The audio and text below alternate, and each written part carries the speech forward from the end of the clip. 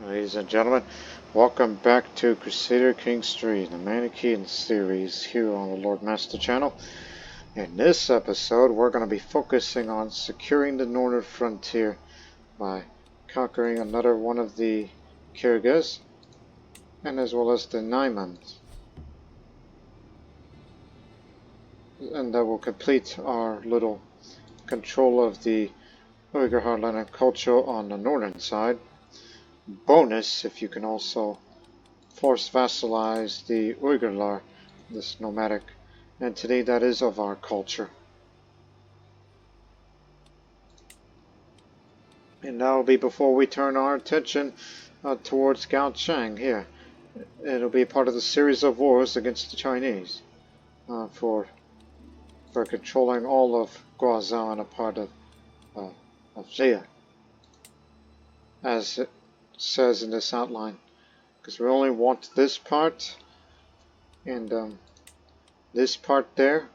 You know, most of that is just desert, uninhabitable desert, but all that is needed, in which would also include Akse,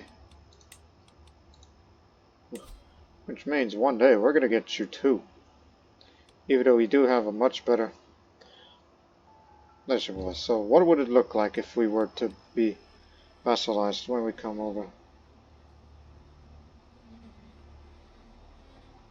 Yeah, that's going to be a bit of an issue in the long run.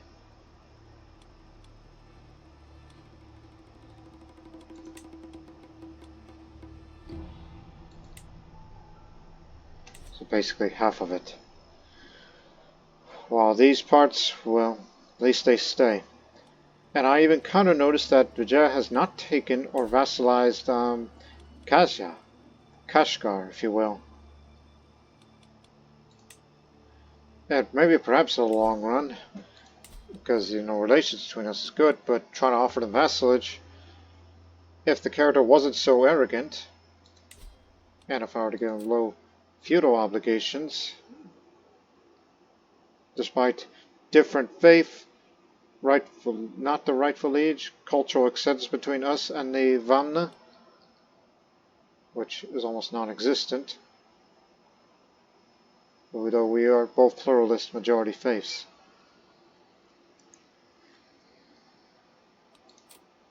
Okay. If he wasn't so arrogant, unless he changes his ways, perhaps he's negotiable. I mean, obviously he can keep his religion, but the thing is if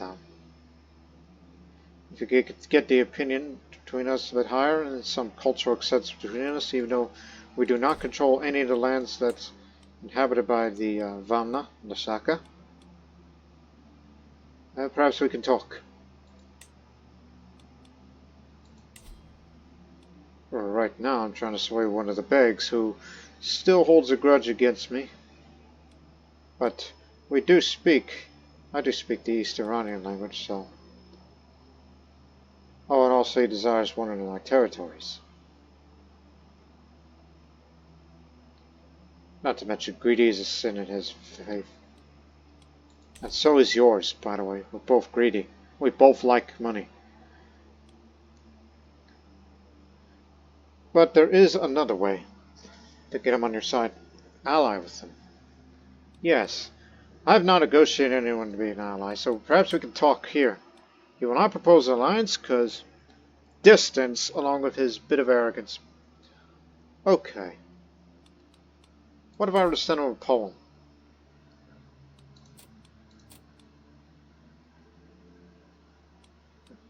99% of the poem's lauded and he'll think highly of it. I could spend a British speech. Here's a work about legacy for you. Poem is lauded. So I gained his opinion towards me a bit more. Okay. Now it's 40. Now, what say you for a possible alliance between us?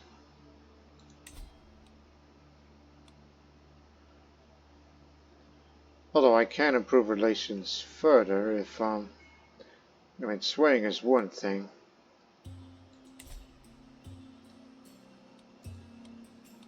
But a marriage alliance between us would be the easiest way to do it. But I want to do without betrothing my children away.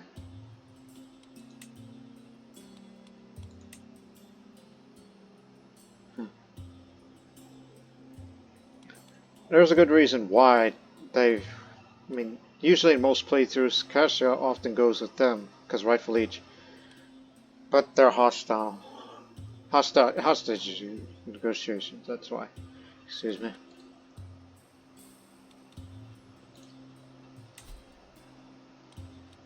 Again, the easiest thing in the world would be just have friends punch, and Cassia, bingo, you got your alliance.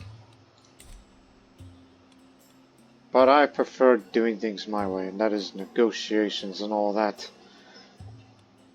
Grateful for the poem, though. Or why don't you go visit his realm and just do a bit of a, you know, all that.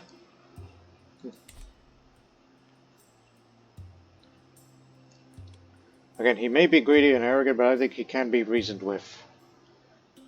It's just he needs to defeat his arrogance. That's all I ask from him. Unless you would have mentored him by giving him skill improvements. One must think, right? Because I would like Kashgar to become a vassal of ours, because this would be a gateway to the fertile lands of Transoxiana. As you look at the development.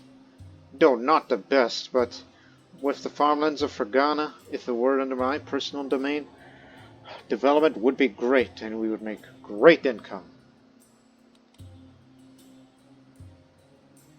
Because right now it's kinda unstable.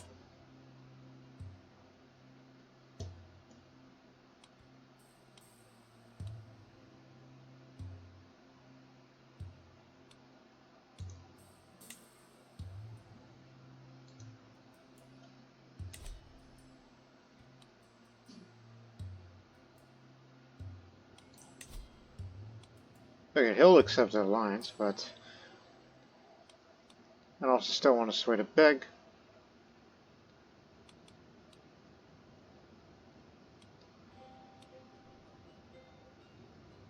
Who's my regent? Designated regent? Regent Perceptive. Acton. Backtrack Acton. He's a friend of mine.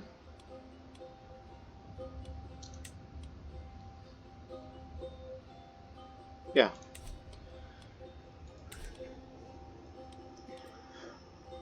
And what is the offensive war opinion? 6. Okay. We can wait a few months. I'm going to do a bit of traveling for the first time. I'm going to go up to him and see if I can try to get on my side. Can offer a courtier. Again, just an example. What if I were to offer him my wet nurse? Would not accept. And if it were to be the case, he would look at me highly if I were to give off a courtier. So try again. Just an example.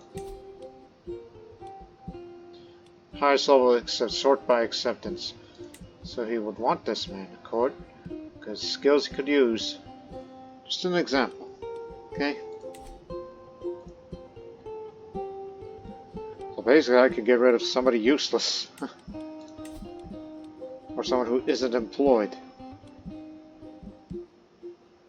Like my brother-in-law. I mean, what the hell is he good for? Will not accept. I was hoping.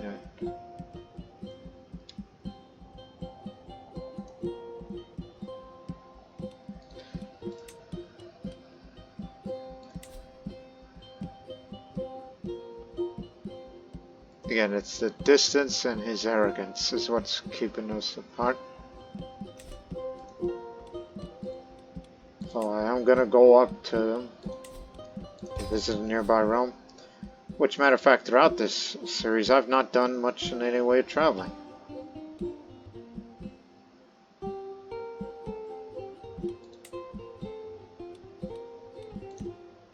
As we do not have a caravan master, which all of our terrible choices. Okay, you know what? Get me a caravan master. So travel's gonna wait a little.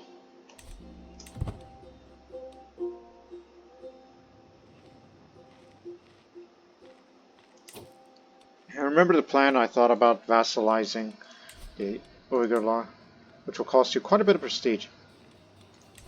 Look at the size of his army. Very weak. We can take them on very easily. In addition to grabbing all this. Good. That's none. You will not accept. You kidding? Will not accept.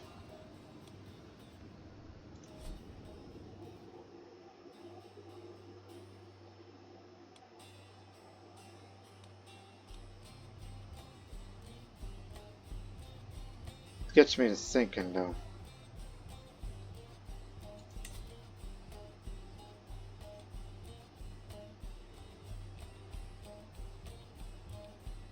If it were to be a vassal, like if it were to be my vassal, would that go independent to no longer being paying tribute and all that?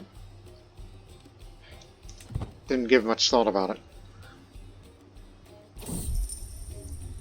As per my request, my servants assembled 2 ops from me to get some for the Royal Caravan Master. Polad is said to be the more experienced of the 2, but Boka is of course cheaper. Both average. Well, Boka would do. Right, for the trip to Kashgar.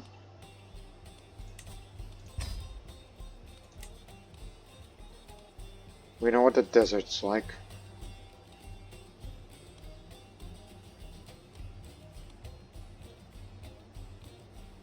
%9 chance they might make a small amount of gold from a trade deal, depending on their diplomacy and stewardship. Give me those. Shall be a bit slower, but it'll be a lot safer. You got it.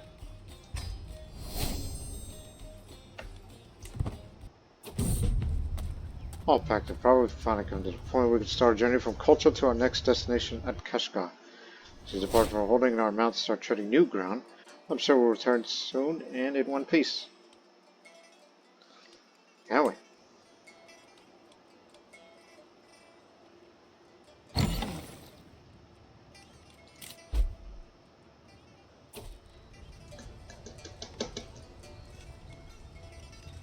Want to forge something wondrous?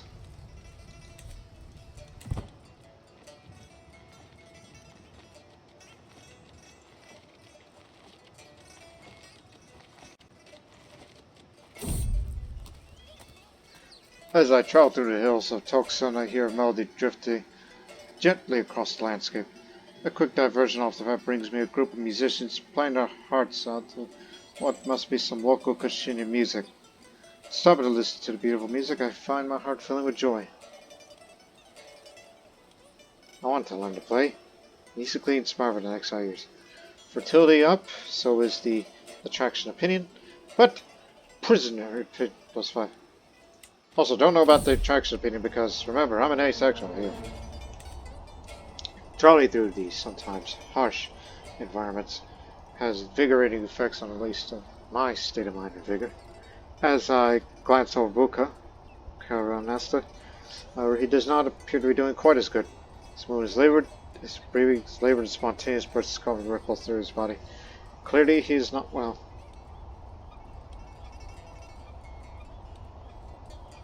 I gotta treat him, I should say.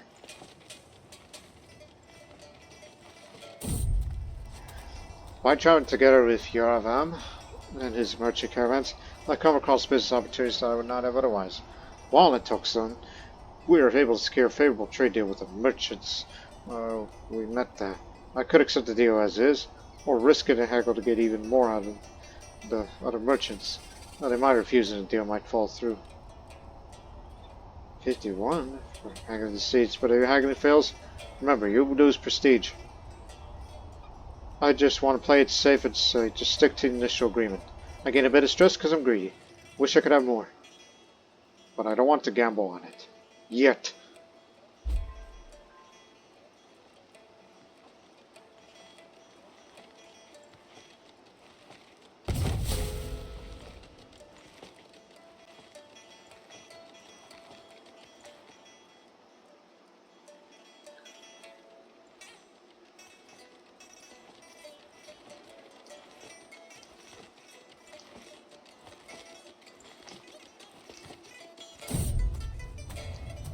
While past through the oasis of Urmichi, my friend Atrak almost falls in a waterhole covered by reeds, but is quickly steadied by my bodyguard Buka. Atrak, you need to be more careful, Buka announces, concerned in his voice. Atrak offers a sheepishly grateful smile in return. Thanks, I owe you one.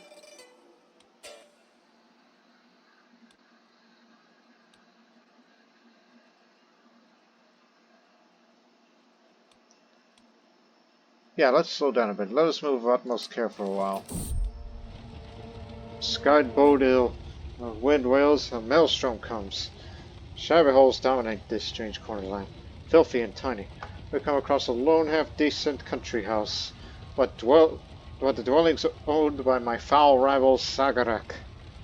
I'm lashed by this mounting storm. Maybe Sagarak is far away, maybe fortune is kind, and his sensible wife Isen is here to welcome me.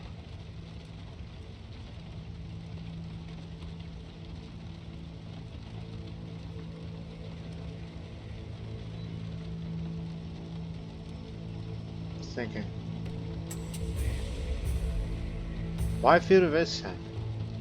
For Yapka, you can summon good cheer. Any schemes against him and against Sagarak will gain 15 success chance. 94% chance he becomes my friend, 3% chance to challenge appreciate, 1% to share a terrible night of arguments. Bond closely with the enemy's wife. I'll tell you what we could do with him. We should probably just steal this money.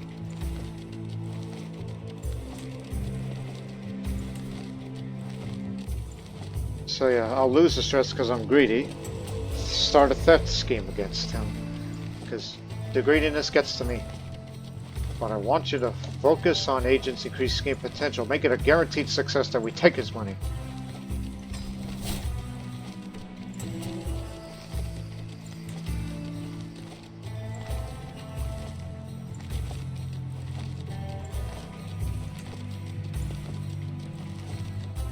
You refuse?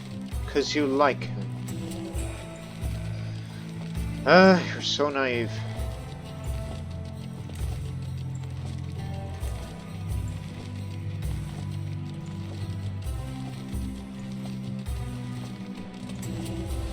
Rather have you with this.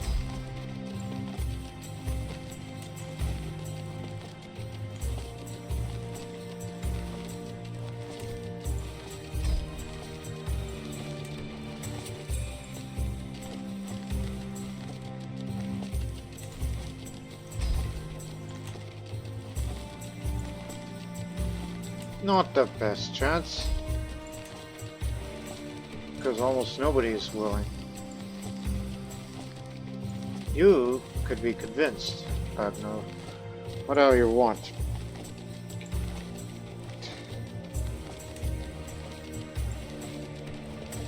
Oh wait, I have a hook on him.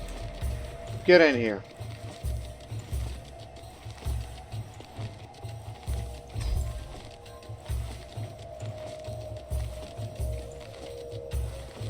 Not the best, but get to work. Support that scheme.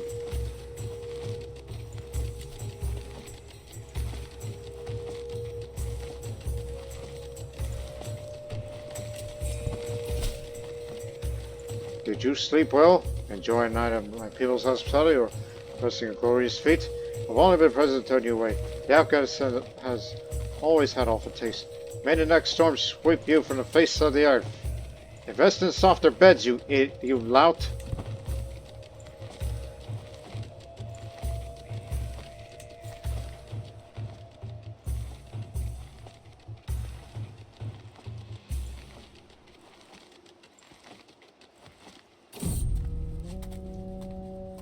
As I pass through a small town on my travels, I'm accosted by a foul-smelling man. He stumbles forth and nearly falls into a member of my entourage as he approaches. His breath reeks of alcohol. He's clearly had too many cups of mead. Could you spare some change, my lord? Thanks, but hard up lately, and I could really use a pint. After he uses the last of his silver in his bag, he falls over to the ground and pisses himself. It's clearly a sad state of affairs, but it's hardly my problem, is it?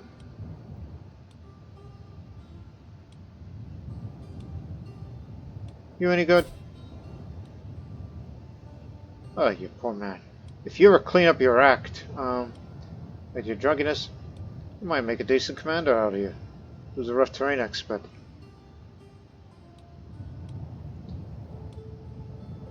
Perhaps we can make something out of you yet. Just clean up your act, and then we understand. In case we have to fight in the mountains, we might have you in charge.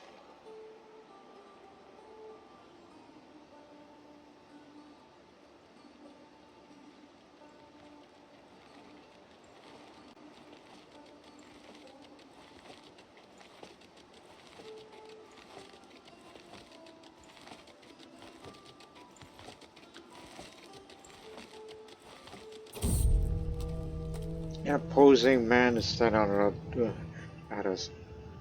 Malachi of Kashgar.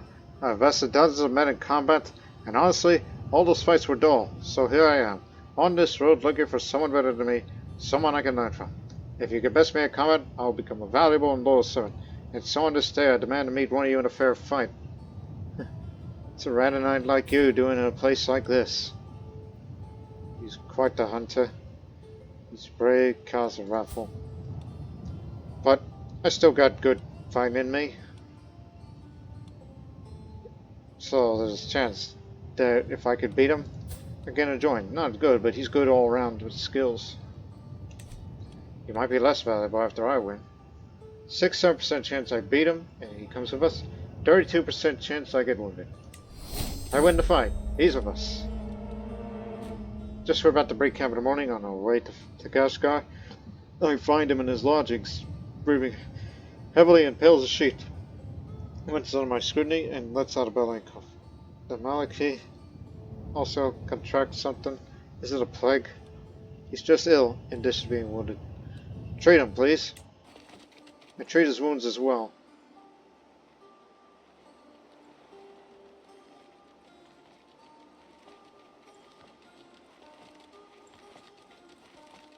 Now we're in their realm. And not this.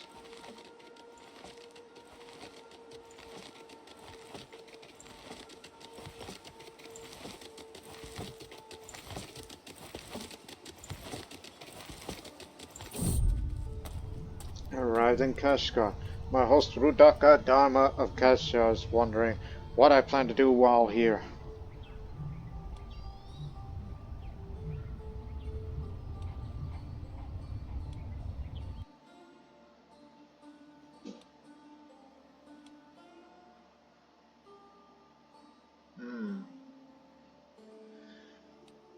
As much as I would like to improve relations just a little bit with him. Just a little bit. But I think it would be better just to try to attempt to learn around the culture, gain broad in mind. Opinion of different cultures of face will increase, and that's going to affect him too, rather than just outright speak to him. I broaden my mind. There we go, now he looks at me a little highly. But of course this does not mean we can negotiate an alliance right now. But there are ways. There are other ways. Your legitimacy.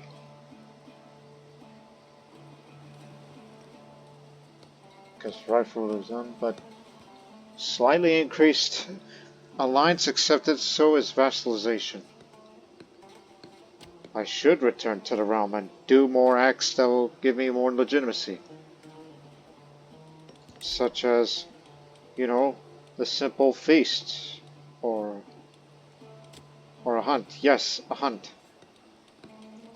You need to employ a master hunt for this.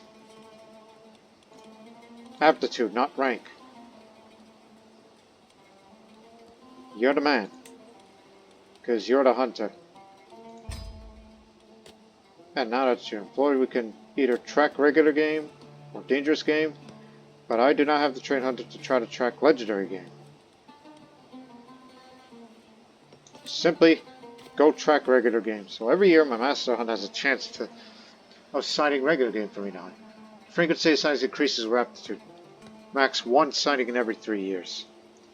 So I'm paying him a bit more, so get to work. Whatever animal we can find, I'm gonna go hunt for it.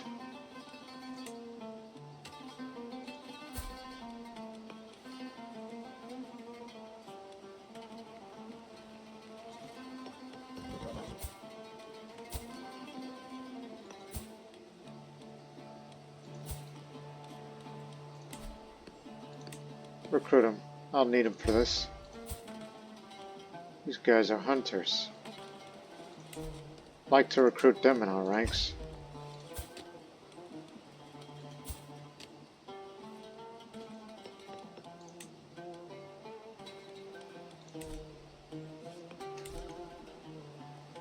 Also, let's sit here for a few months because I don't want to be traveling in the winter.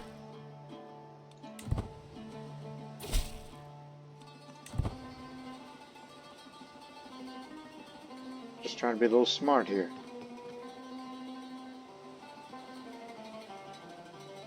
Increased legitimacy is a good idea.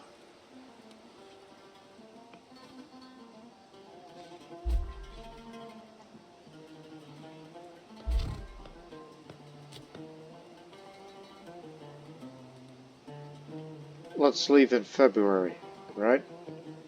So let's sit here for a while. And, oh, scheme discovered. And it was him who was trying to fabricate a hook on me.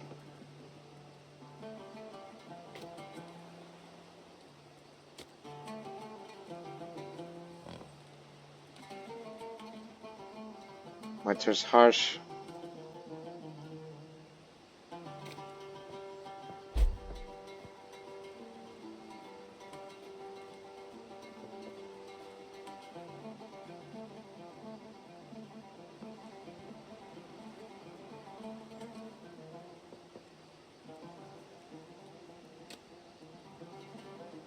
It is February now. It is now normal. Let's leave on the 14th of February. Mild. Ha! Just like I said. Go home. Move out. We're already leaving around.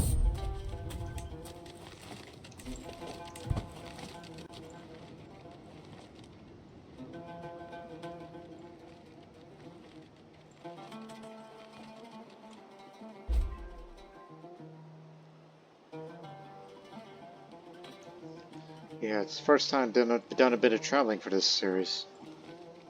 Hey, wait a minute. Ah, hold on. While in Atlas, we come across some ancient ruins. A number of destitute beggars and migrants were squatting there, having nowhere else to go. Some of my entourage says that we should move on. For who knows what these desperate, dangerous vagabonds could be up to. However, they say they appear to be harmless, and we should give them some money as a sign of charity. Because I'm a greedy person, I said, let's be on our way. They unnerve me. Those nasty people. Why don't they get a job or become a slave to someone instead of lazing around? I just remembered something. That pilgrimage there. You know, pilgrimages do give you legitimacy gain, but a little local pilgrimage would also do.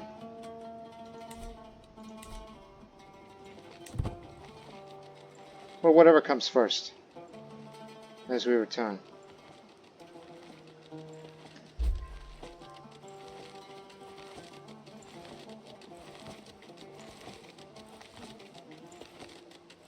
And once I return, we'll start a war. Or two. As we walk through, we are caught up in a crowd of people waiting for a large cart full of building materials to move out of the way. I don't need your stuff. I already got it cheaper somewhere else, one man shouted at another. The other one looks crestfallen and confused. But what am I supposed to do with these then? He responds weakly. More to anything else. Extra building materials for Qocho, or bring your wares to Qocho for the next 55 years. Reduced building cost and construction time. And this is permanent. Extra building materials. So it will be for keeps. Yeah, you know what? I'll buy all your materials. Because in future, As there is no room to build any buildings here, but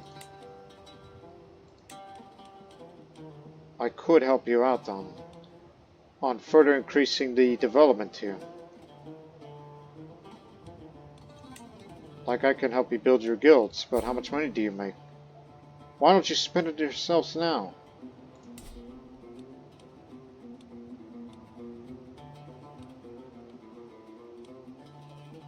But nevertheless, it's gonna stay there until we get upgrades or another building slot whenever we get ledgers, which is quite far away from that right now.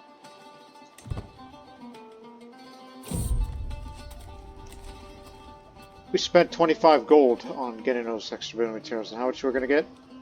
17. Alright.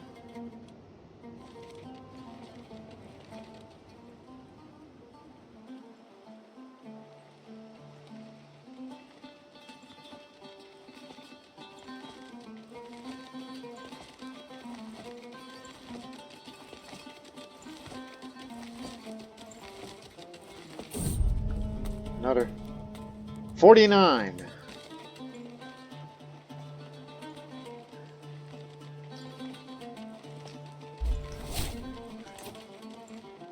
Right, we don't have to sway that man all the way. Should start swaying you.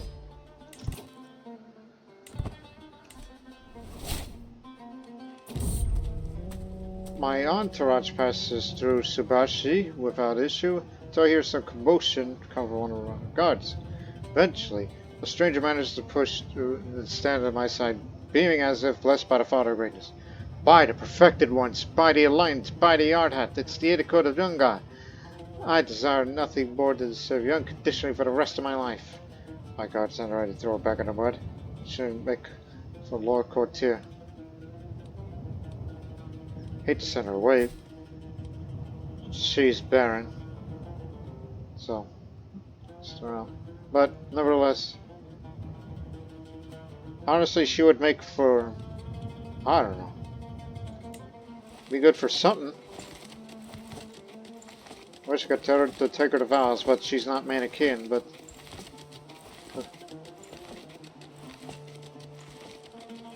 yeah, I don't think she has much to contribute to bring her over, other than, I don't know, tell her be Manichean and then take the vows to be part of the elect. The procession has ground to hold stones throw away from Shortchuk. I look over to see my court Kutan, dismounted and intently staring at the underground. The other entourage members have gathered around. Kutan looks up as I approach. My lord, there's an antpath here. Maybe a tad superstitious, but you should never cross an antpath. He paused. My great-grandfather did, and he never returned home. What, your great-grandfather up in the steppes?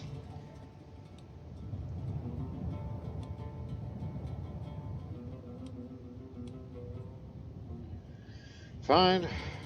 We'll find another path.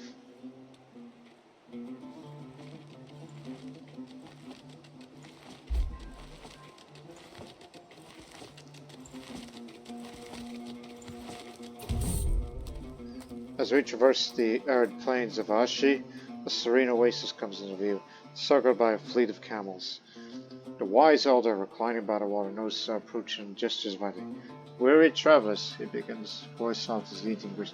The spirit of the desert can be harsh. Rest by our waters and let the camel's quiet strength restore you.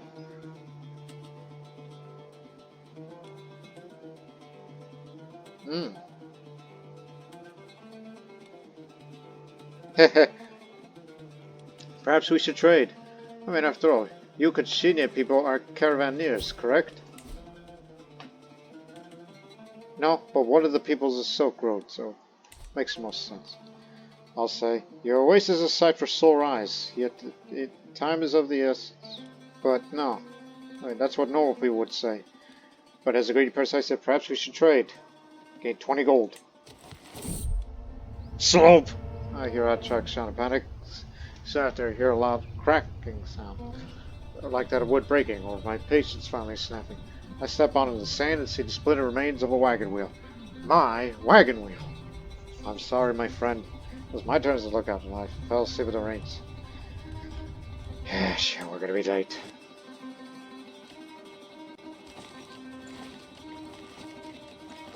Who else has the caravan near traditions? I thought the Kushina had it, but they don't anymore. The Vamna do. And obviously the Sogdians.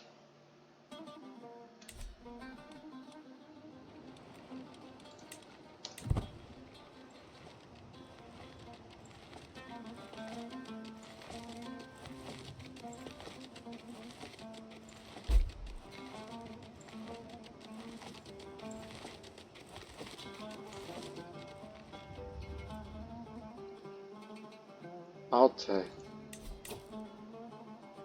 Hey, Shepherd.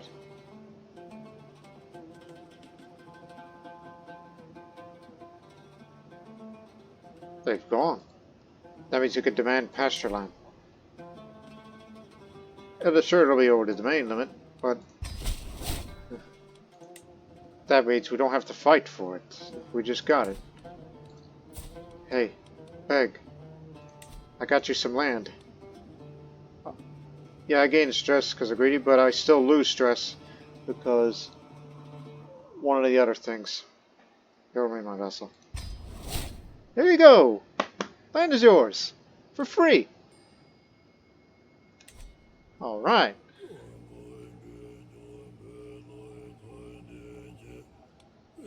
So, you're gonna be vassalized. One way or another. If you weren't nomadic, you would be so willing. If you weren't Tengrist, it would be excellent.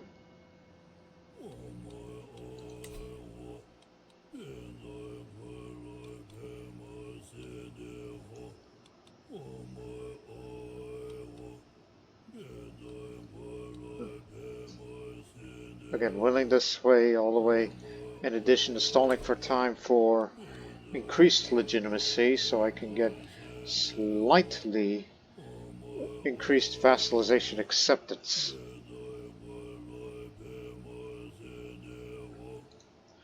Legitimacy is the name of the game here, because I don't wish to resort to fight all the time.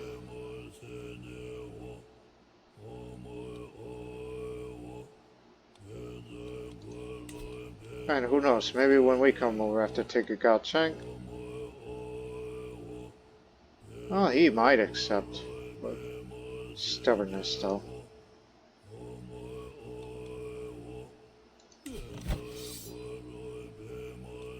What the hell?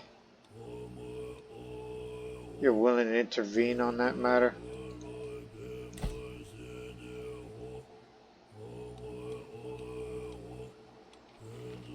Let's move out.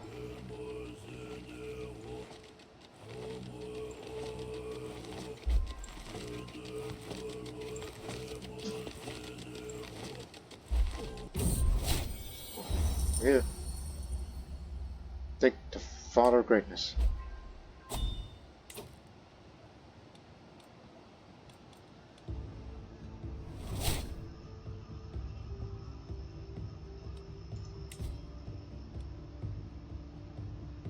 Yeah, we're gonna need a lot more of this.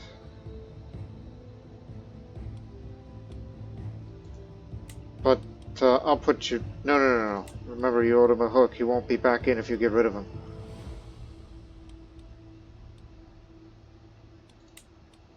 Can we look for a better thief?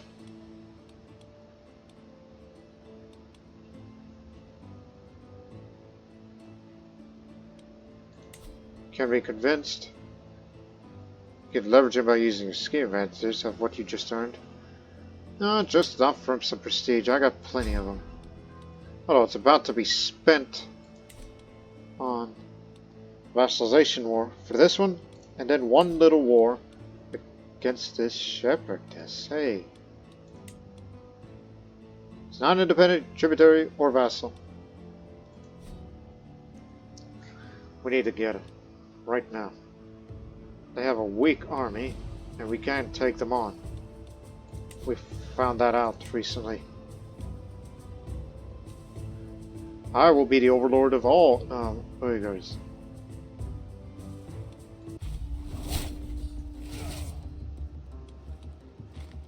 All we need to do is get up there and defeat their little ward, take their capital, and we got it. And as for you, we will secure the frontier. Yeah, you could bring your friends out. After appointing Borch as the commander of the First Army of Karaji, he comes to me and promises he will never retreat and fight until the last man about us.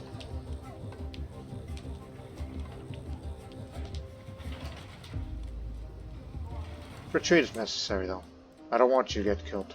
You are valuable to me.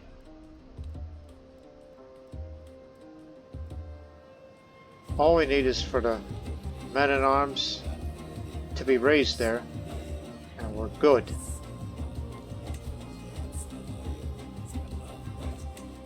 They have a similar herd size, which means their hordes can't be that big.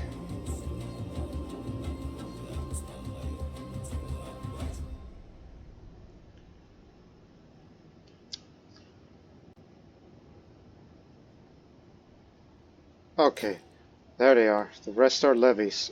You can stop the gathering. Okay, move out.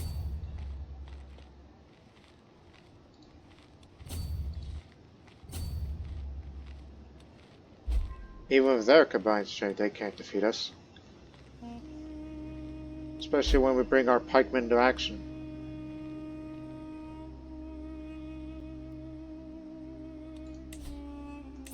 New chieftain arrived.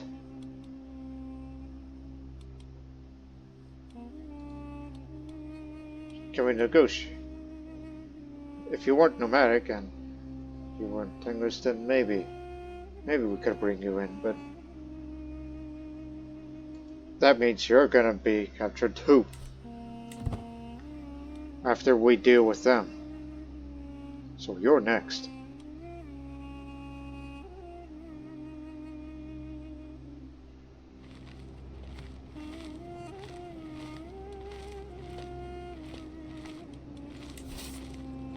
At least Borch is going to be arriving there first, since he's the military engineer. So that will most certainly increase.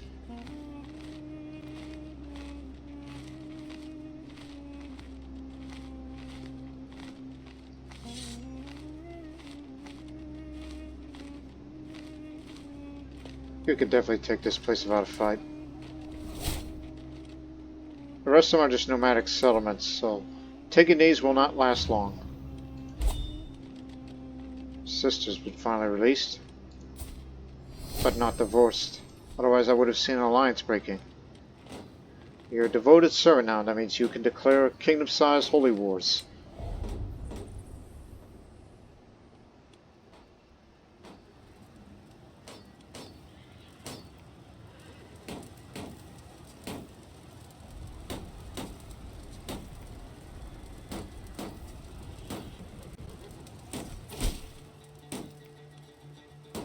$35 gold. Excellent.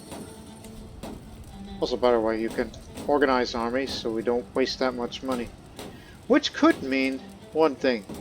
We could definitely afford increasing the size of the pikemen in the near future. The quails of my master of the hunt, Malachi, brings word of beasts spotted in my room. I'm hearing much talk from this says an excellent prospect for hunting thereabouts, with many would-be quails seen roaming the slopes. Interesting. A bird sighting.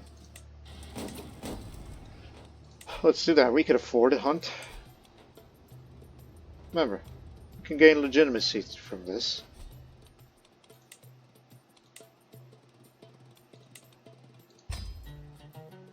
That's up there. Oh yeah. Quail sighting, mountains, high fertility of the land. Let's go over there. No rush, so we'll spend less on getting the Is falconry really that expensive?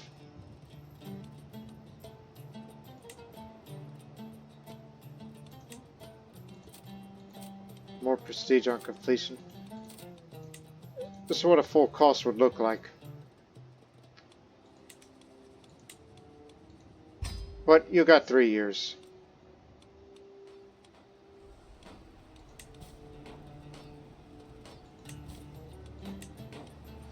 No rush.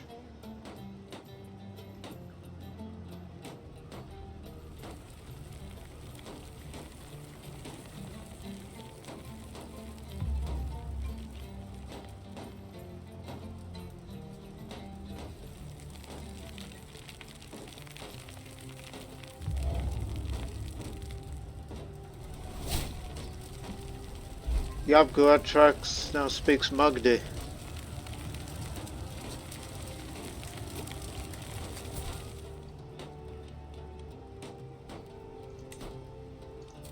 Almost there. Even with 100%. You got no choice but to first make that alliance, and you will definitely get them as your vassals. And in addition of your increased legitimacy, they'll increase that acceptance further. So take that for what you will.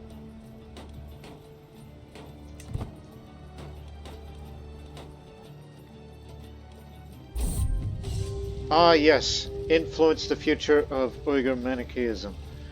We'll have to take a look at that in the future. We captured his wife. That's a big war score. I exit my tent. Siege camp sprawls up before me. Teeming of field and 20 men and beasts. Flag snaps and flail in the rain-drenched wind. Cut timbers laid and stacked like the wall outside the tents. My low retainer approaches the forces of the siege center. I gather my bodyguards head to the extra camp. The settlement of Agari extends for me. A gaping circle with crumbling walls that are surrounding a desperate dying people. In the fields between, among the rude stumps of once foggy saplings, I see the dead, piled high, hellish, rotting bodies strewn about, limbs piled up in mounds. A man's brain and brown vessel lies sprawling in his crushed skull. The groans of dying prisoners rise like a chorus. Man looked me for directions. Get a bit of money, and capture all those that he may or may not care.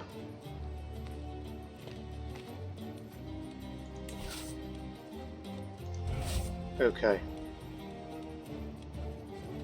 Split off this army.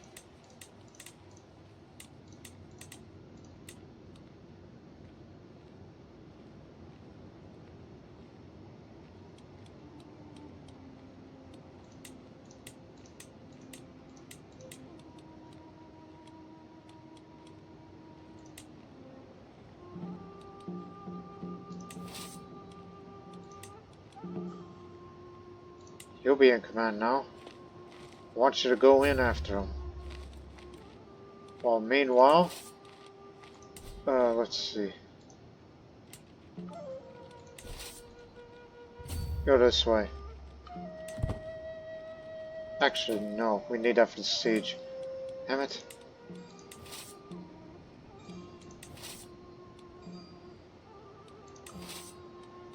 No, you take command. This other army will go to Butch. Go. Need to fight them in a battle. We'll probably win.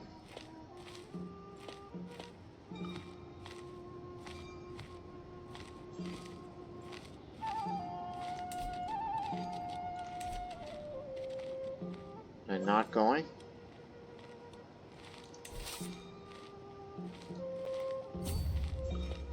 Well, as long as they keep away, then we can take one more holding and we will win.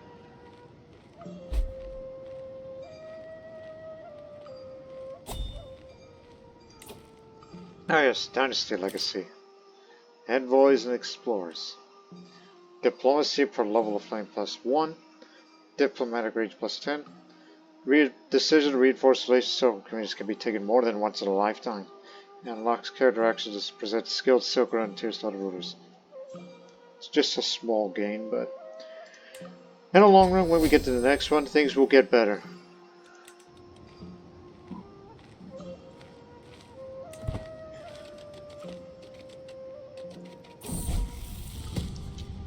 Peksen brought my son Pangtele to the market today.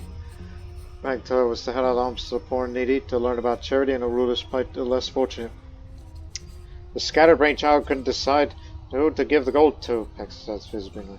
He had given her one coin to a one-legged stable boy, one to the blind urchin. He'd used another coin to buy poached pears, gave one to me, of all people, and lost the last one in the ditch.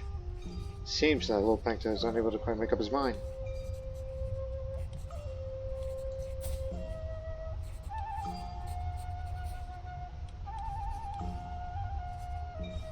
Arrogance is sinful in Manichaeism.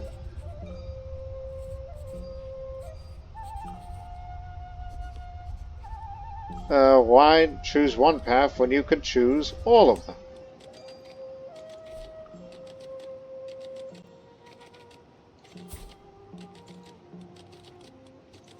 Oh, and another thing, son. Gregarious or temperate? And honestly, you should be temperate to me. So see if I can get him if he's accepting that trait.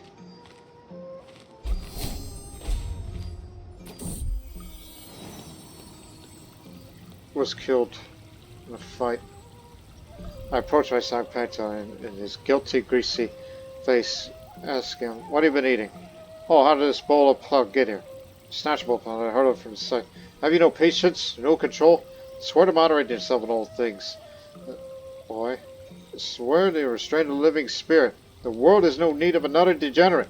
"But your syllable of pillow," I protest. "A living spirit permits such joy from me." "I will reach this lad. My teachings fall upon unwilling ears." "Damn it, boy."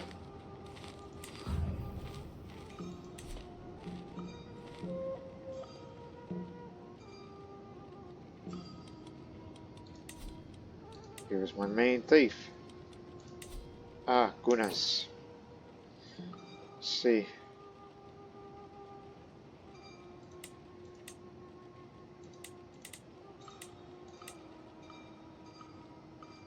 You're a hard one to please, ain't you?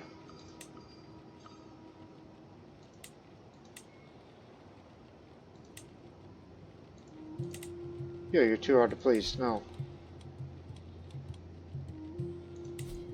You'll do. It's a bit of an improvement, but we're getting there.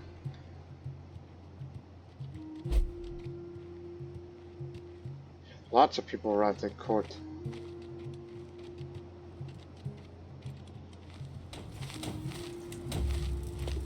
Don't worry, help's here. It'll take another 3 months.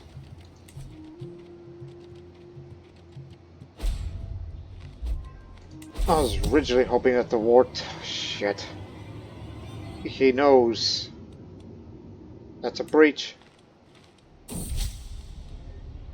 First time it happened, I barely gave it a moment's thought, but my vassal Count Tale has grown bolder. His challenges no longer pass unnoticed among the vassals. He's tested my limits, and others should have followed, unless I give him to take his own medicine. He's a rapacious absolver. Very forgiving, but very greedy.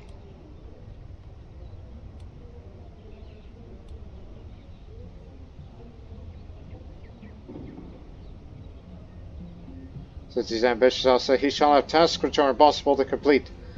I guess Tal will do everything in his power to get the task done. Gain a bit of diplomacy and lifestyle experience. And he's got a new countermeasure. Redouble his guards. Now we're back to square one. When Conte tried to complete his test early, I scolded him in front of everyone. When he hurled me to get it done in time, I displayed his sloppy work for all to see. He bent himself backwards to please me, yet I never acknowledged his efforts, and I remains quiet, eyes cast low. Cruel, but perhaps it had to be done.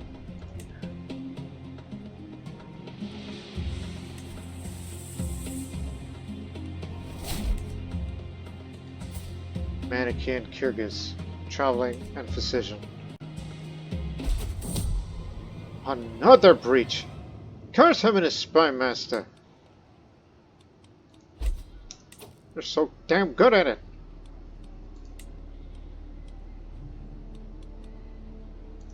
And now that you're here, get in there. We win. Captured daughter and heir. That's one of the begs, anyhow. The eggs of my tents, siege camps sprawls over. A tangle of narrow lanes and packed tents. Smoke of campfires and torches rising into the dense fog. Flags and banners fly in the damp wind. Bright colors mixing hopelessly in the grey rain. Everything is covered in thick sheen of grey, damp like a mud-laden lake. While low retained approaches of foreign sieges ended, I got up my bodyguards head to the other camp. The settlement of Nayem stands before me, a charcoal bastion. Empty supply carts lay gutted and burning everywhere. Bodies littered the grass, rotting, covered in a foul stench of decomposition. Black-veiled women wail in the streets. limit looting here and imprison everyone. We got it. That war did not need to last long as it did, but we got you as a vassal. And of course you are a powerful counselor, which you have every right to be. We've got you surrounded, so you ought to unscrew yourself right now or we're gonna have problems.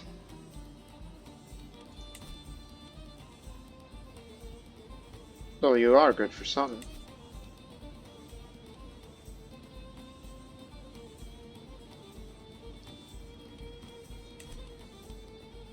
I already swayed him enough, so I should start swaying you.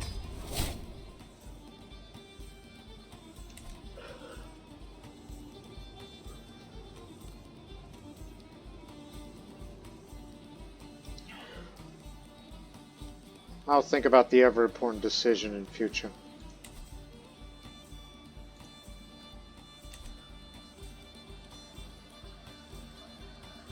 But I do want legitimacy gain.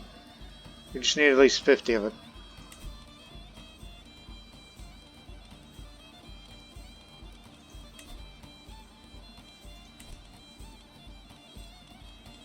Too far.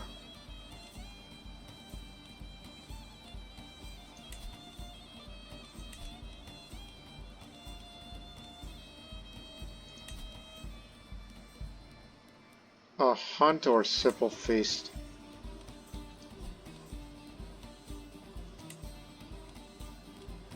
Falconry is a bit more expensive compared to a regular hunt, but high fertility.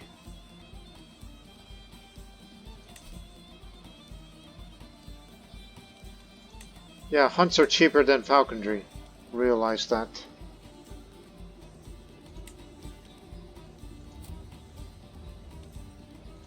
I'm willing to spend money on that.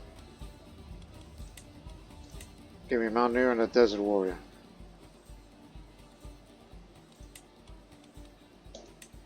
Would like the slave based.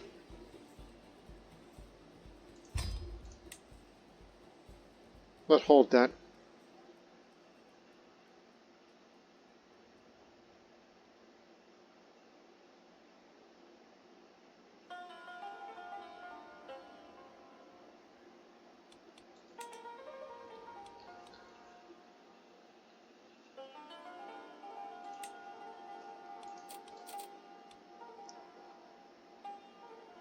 Much more prestige on completion. I mean, we do want some of that back, knowing that we're going to continue with the expansion along with other things. And the ever important decision to influence the future of Uyghur Manichaeism is going to be for a little later. Right now, my priority is legitimacy. And we're going to go up to this here mountain. Even if we're hunting for something that we didn't really mean, but chances high.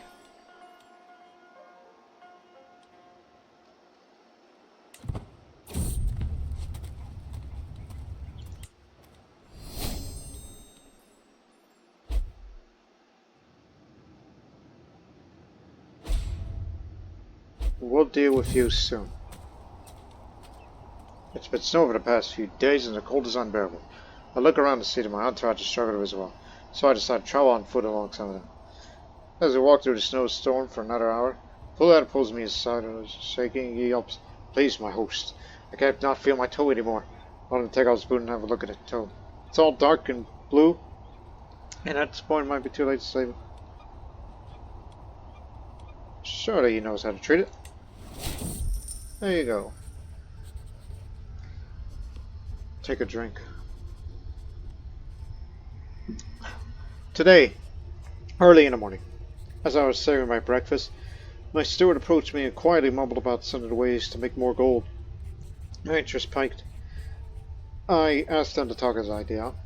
Head shook, and proceeded to tell me there's always an option of raising tax significantly in my domain to help make ends meet with my finances.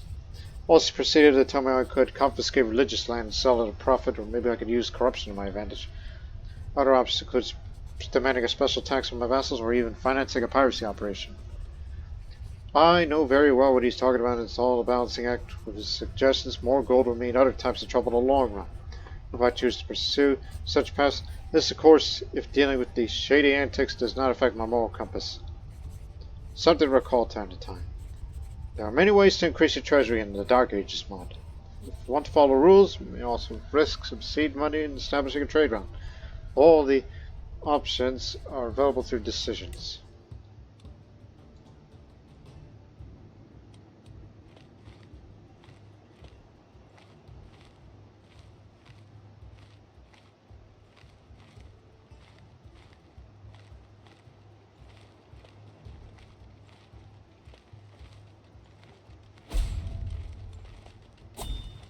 Tengri nomads.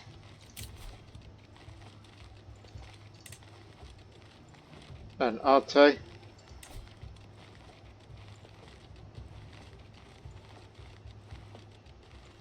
This is due to being at peace. That's at your behest. Right, 'cause you're Manichean these days. And the land up there is still Tengrist. But we still got Tengrist vassals to hold on and appeal to them. Let me help you with that. There's no chance of increasing that. It's going to take 10 years' time. 3 years, excuse me. That's because of you. People are hopping mad. Oh boy, we might be in trouble. Because that popular opinion isn't going to go away.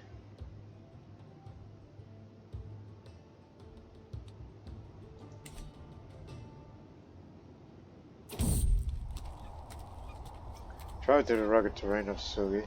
The challenger rises a hillside slope steep and sharply. My spy master and my caravan master begin to argue about the best approach to traverse these treacherous trails. Your suggestion's reckless, exclaims Bokut, visibly frustrated. I retorted, yours is cowardly. Seems my entourage is at an impasse.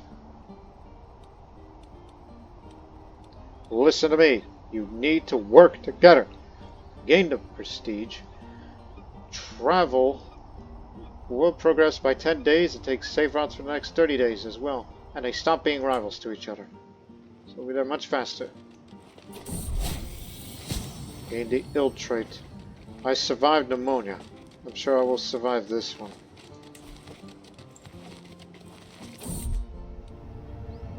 While traveling in the desert of Zagangu, we met a lovely lass of Kyrgyz extraction who introduced herself as Uzgu.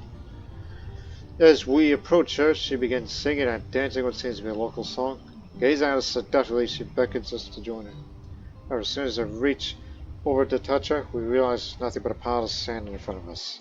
We only saw a mirage, probably. Our next stop isn't too far away. Thank the Father of Greatness. I swear I hear a giggle on the wind. Gain a bit of stress, but get countered as a seductive mirage. Her dulcet voice and moon-like face seemed so real at the time. Slightly slower travel speed was slightly unsafe.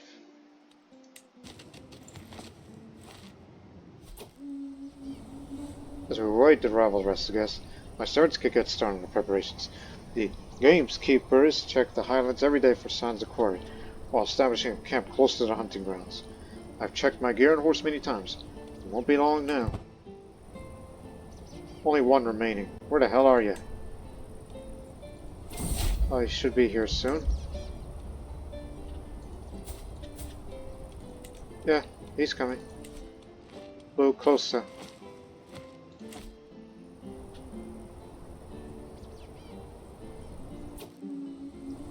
Alright. Tai Timur assembles the party as the sun rises over the camp in the slopes near Chungu. My many gameskipper's flush has been pouring over the area for tracks and fumes. I'm told there are no signs of buck or bison nearby, though the grounds are suitable for a fox hunt. Tai Timur shrugs. No matter, the sly fox can give a mighty good sport.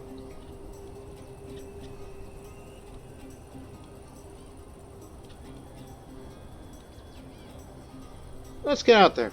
Let's go seek a fox.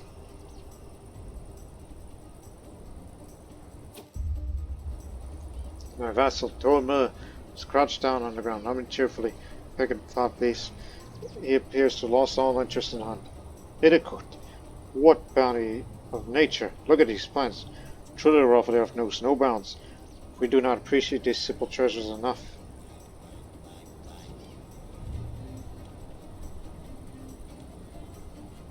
Get back on your horse. We're here for the Vax.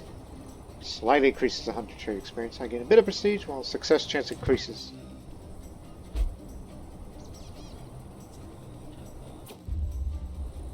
Poachers here on a Countess's mountain. They battle together as I ride of my guards, making a poor job of hiding the dead end to the behind them. Please do not do this. Please have mercy, glorious Idiqut. Blades and bows play their words.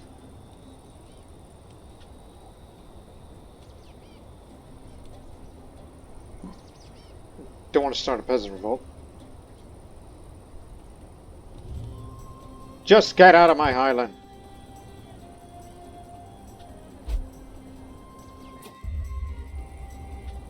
My courtier, Bokut. Oh, this is the first spot of its flowing tail. The cunning dog is hard to distinguish. There's no doubt it's there. Observes through the sparse pines. Locks eyes at me, and though almost the animal senses my intent, suddenly takes off with a flash of silver fur. After it, we ride. Hark away. 25 prestige. Attempt to corner a fox. This method's more perilous. Success chance increases.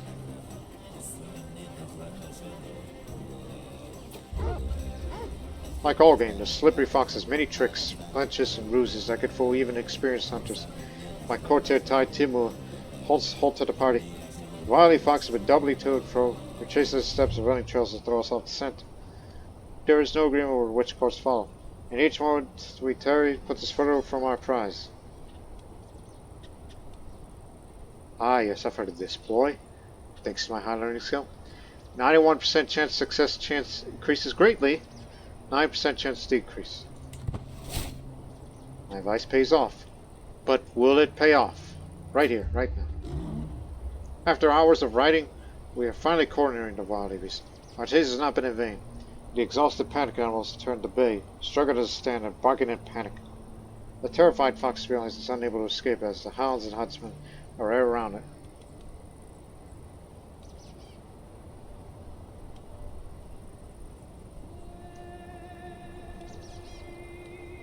I'll shoot it.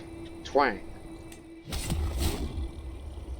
I take aim as the party keeps the exhausted animal in place, exhale, and loose. The arrow strikes true, straight to the beast's heart. That's how you do it!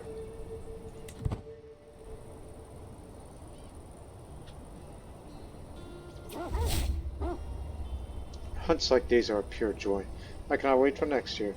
Though the quarry may have been small, the party is still elated with the satisfaction of a good hunt. Overhaul directs the breaking up, clumsily skinning the carcass before letting the game masters take over. We place the eager dogs, share the spoils, and stretch tide before departing for camp and home. 55 legitimacy, that's the important thing. Become the owner of feral fox hide. This masterly tanned hide of a beautiful fox, hunted by Idiqut Bokut in Chungul. Core artifact, this is going to go on my wall. As I gain the hunter trait as well.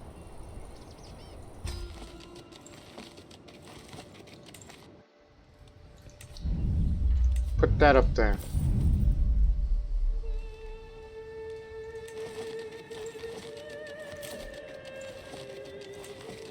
Oh no, there's two. Up there as well.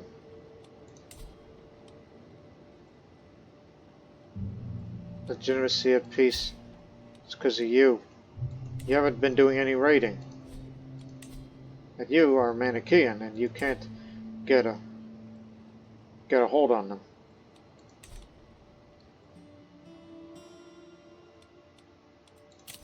That's going to be a big problem in the future.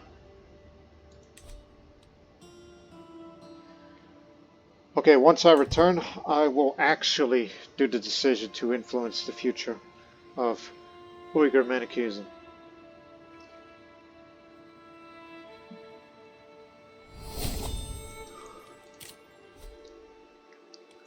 Accomplished forger. Fabricate claim on county speed goes up. Unlocks the buy artifact claim interaction. Unlocks bloody grand wedding, which I almost never do that ever. So in 5 years' time, get diplomat. And I'll switch over to marshal for reduced cash ballot cost when I go over to strategies. Hey. They will accept vassalage now. You get to keep the Buddhist faith, but normal taxes, low levy contribution, religiously protected. There you go. So now we're bordered with realm, which means if we want to, we can expand into fighting in this very unstable region.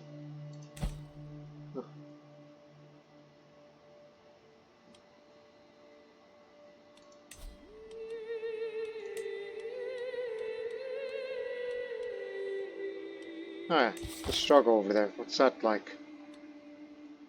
It's currently under unrest.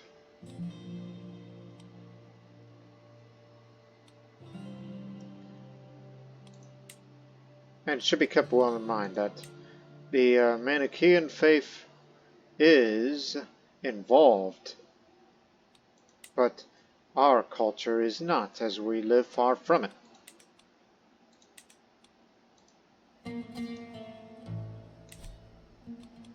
But anyways, it's nice we're going to get them in with us. Give us more levies and more taxes for us. Because they live in a valuable realm.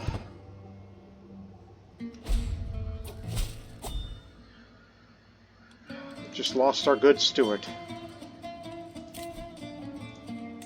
One of the best we've had. That's good. We got you in. Didn't need to have a marriage alliance to get it done.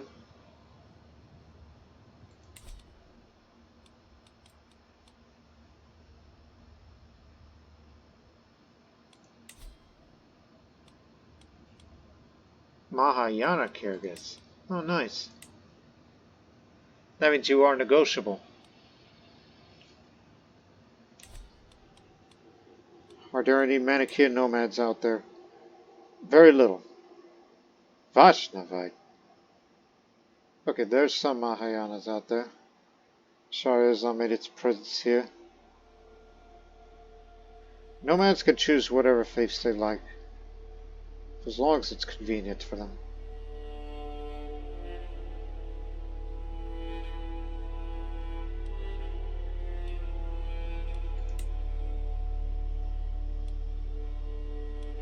But I'm afraid of these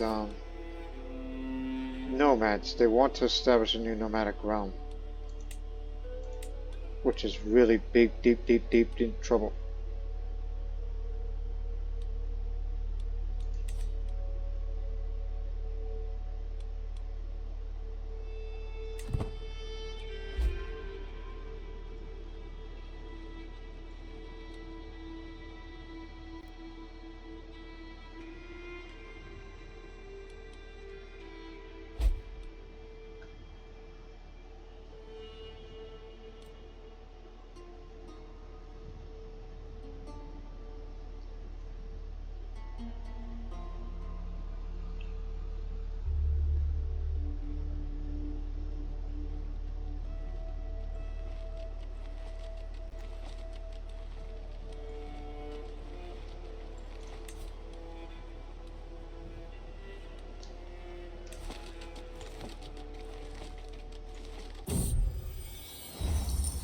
The Father of Greatness. I could go inside.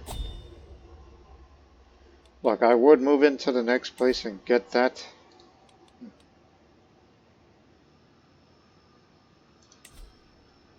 If you weren't nomadic, we would bring you in.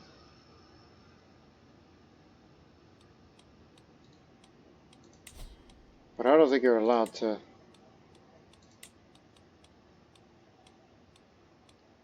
How'd you like to be betrothed to one of my daughters? No, faith is evil. Can't do that with nomads.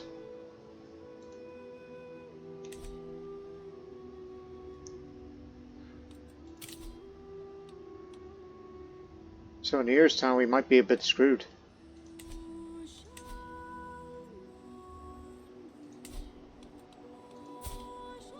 And perhaps tell them to convert to Manicheans may have been a bad idea. No, he didn't convert, he just brought a noble in.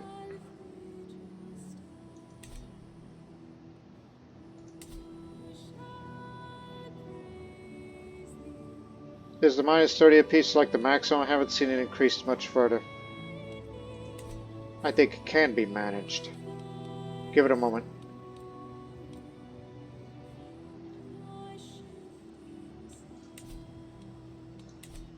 But please remember, offensive war opinion is pretty low, but we can afford another war. And that is to take that, and then it'll be done. For level 3 though, but it'll be done. And then we can finally turn our attention to there.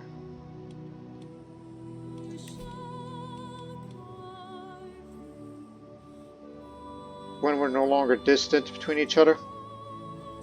Thanks to my high legitimacy. Maybe you can be reasoned with. Have a negotiated alliance between us. And then we'll talk about vassalizing you into our realm just to, you know, just to save us from taking all this.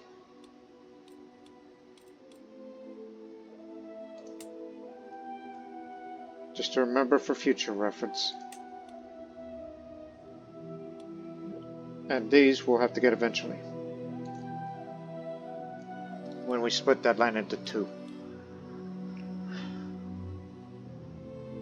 Yes.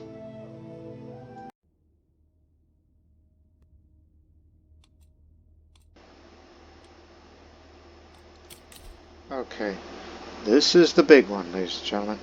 Influence the future of Uyghur Manichaeism. We shall do that right now. But this is the highlight of the episode. The Manichean Church has declined after the collapse of the Uyghur Khaganate and the persecutions of China. Now, many claim the elect have become corrupt and greedy. As a powerful Uyghur Manichean, perhaps I should do something about this state of affairs. So, what should we do about the purported corruption within the Manichean Church? Choose one of the available options to see its effects and requirements. We did have a corrupt archbishop before we replaced him with my mother. So should we support the elect? Any who unnecessarily denigrate the elect as corrupt are serving the will of the Prince of Darkness. We must support the church to prevent its demise. Which that effect here, again, it's going to cost you 40 gold, 125 piety. Doing that, gains support of the Manichean Church, which gives you piety per legitimacy level, clergy opinion plus 10, popular opinion minus 5, legitimacy gain minus 10%, zealot opinion plus 10. Every county in the sphere of influence of the old Uyghur Khaganate, which not only affects the areas that I want to control there, but it does affect the parts of the steppe where the Uyghur Khaganate used to hold, and as well as all of the Taberna Basin and the areas of the Gui Circuit. So this regains empowered elect. Holding taxes plus 2, but minus 10 popular opinion. Oh, I don't want that. Because that possible uprising from nomads want to stop that. But rulers of the county who follow the faith of the Liberation and Light's Purification Doctrine will periodically get random boosts of prestige due to the ties of the Manichean Church and its institution, as long as its modifier is active. And in addition, for Manichaeism, you gain 5 fervor and gains the amplified light, which finishing the Bema Festival Act 2 gives a small amount of legitimacy. And for all Manicheans, faith conversion costs are a bit more expensive, and so is the temple building and holding construction. But monthly prestige, 10% increase. which, as the description says, the religion of light has suffered much recently, even as the elect um, has been subject to malicious slander from women. Secular and religious leaders have thus strengthened their ties and sense of solidarity. Together they will face darkness and free the light. Again, you have to be landed, independent, kingdom or higher.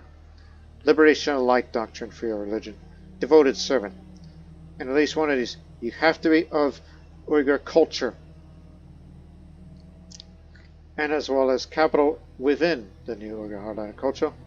And have at least 3 of the following must be true.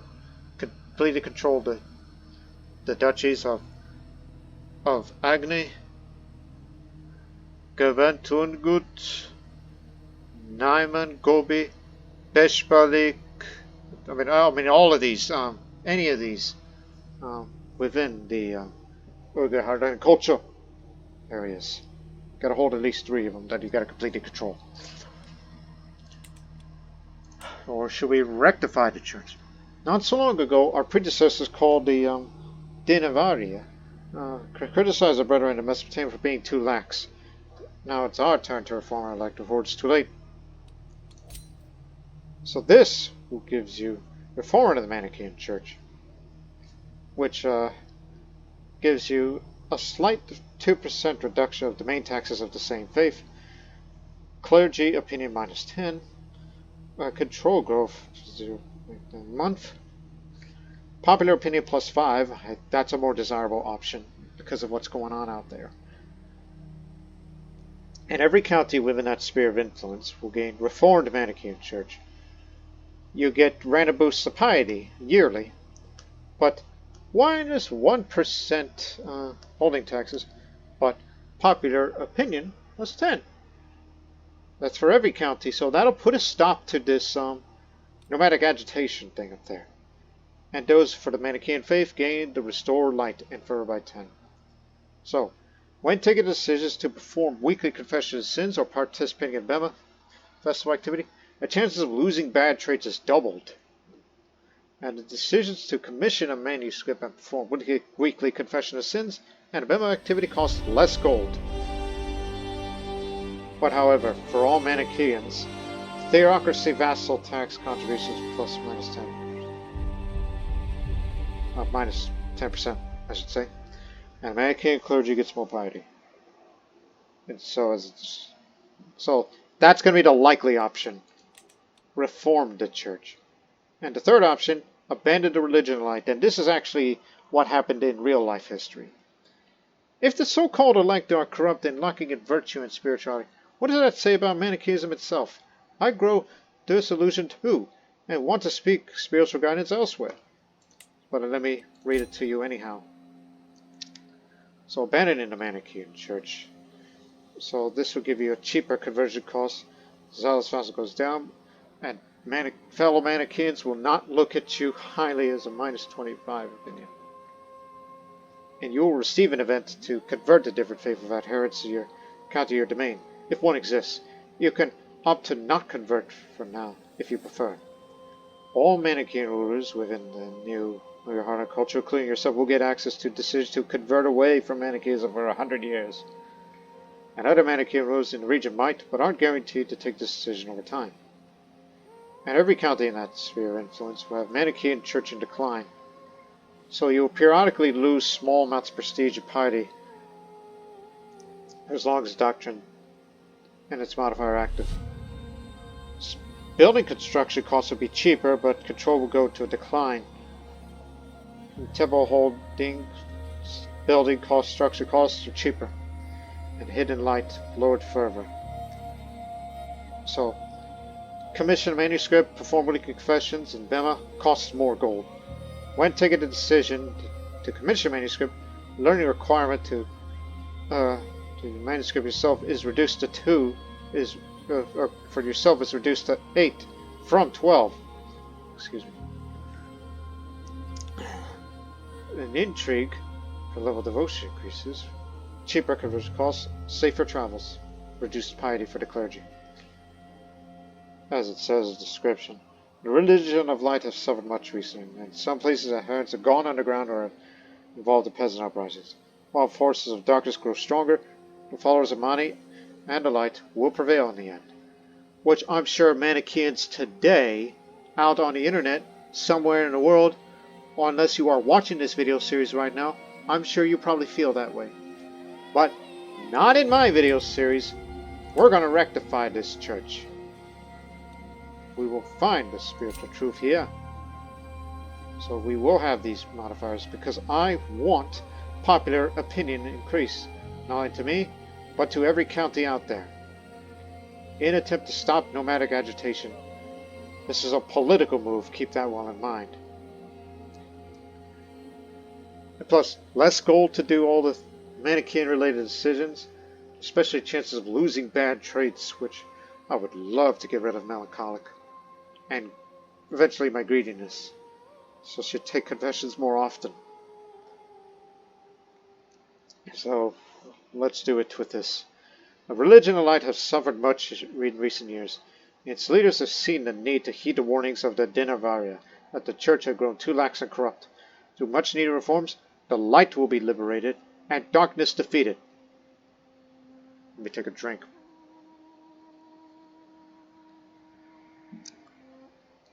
Now, what is that word? Dinavaria. The Dinavaria was a Persian term derived from the Middle Persian word Denava, originally used by the Manicheans to refer to the elect, members of the Manichean clergy. Over time, however, the Manicheans of the Iranian world and Central Asia began to use the word to self-identify themselves, as opposed to their Western Manichean brethren. There was even a 6th or 7th century schism within the Manichean Church where schismatics in Traxoxiana, known as the Dinavaria, disputed the authority of the Manichean religious leadership in Babylon and criticized Western Manicheans for their religious laxity. It would be incorrect to assume that the Dinavaria itself was an actual heresy. However, this term likely predated the schism and continued to be used for many more centuries. And before we finally hit the button, let's go for the historical context one more time. The Uyghur Khaganate was the only major world power to support Manichaeism at any point in its history. After its ruling elite converted in the late 8th century, thus the collapse of the Khaganate in circa 840 dealt a heavy blow to the Manichaean Church. The church continued to survive for some time in the Uyghur rump state of the kingdom of Qocho, but its ruling elite gradually converted to Buddhism for a variety of reasons. Uyghur Manichaeans may have survived as late as the Mongol period, but most of the Uyghurs converted to Buddhism by the 11th century, and as well as Nestorian Christianity to a lesser extent. But in this series, I will be the reformer of the Manichaean Church, and for the next 100 years, this will be the reformed Manichaean Church with the restored light. Now remember this day on September 5th, 882, 15 years after the game started. Let's do it. Necessary reforms within Mani's church. After the collapse of the Uyghur Khanate, the once mighty defender of the religion of light, persecution in other countries around the world, Mani's church suffered greatly in recent times. Worse, there are accusations that the elect have grown corrupt, living in luxury and ignoring the tenets of Mani's teachings. In response to this growing crisis in Mani's church in the new Uyghur heartland in Qocho, Idiqut Bokut, a powerful ruler there, has embarked on a campaign of reforming the Uyghur Manichaean institutions through various means. He clearly takes seriously the accusations of the corruption and greed of some elect, but believes they can be changed for the better. Certainly, some elect are unhappy with what they see as political interference, but other devout Manichaeans welcome these much-needed reforms to revitalize the church. Whether this was born out of genuine zeal or virtue, or political expectancy, or both, Bokut's reign marks a watershed moment in the history of the religion of light. Only time will tell what effects his actions and those of other believers and non-believers in the region will have on the trajectory of Mani's religion.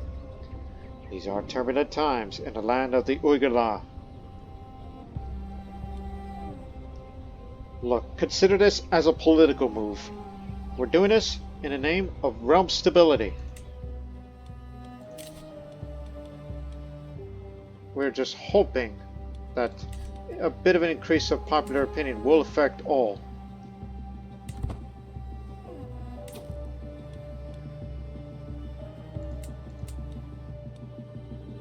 Yes, they are against me. Because of peace. Your legitimacy is another factor. But will the Reformed Manichaean Church, even in lands that are Manichaean, may have an effect on them? We shall see if it will stop.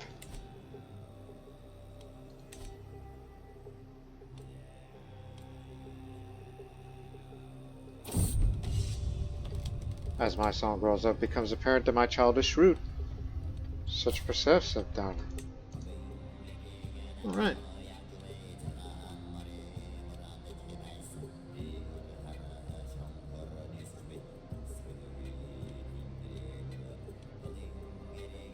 Well, one thing's for certain. Here in Qocho, they'll look at me more highly, even with the offensive word thing, so... it'll help.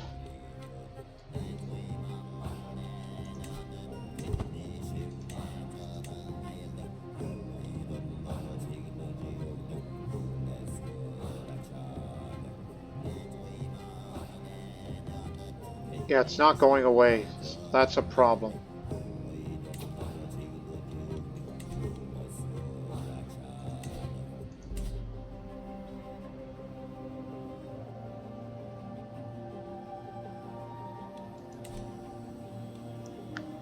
We might as well take it.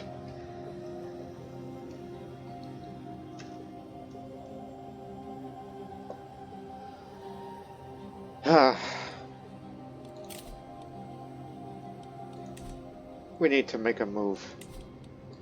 Conquer them quickly.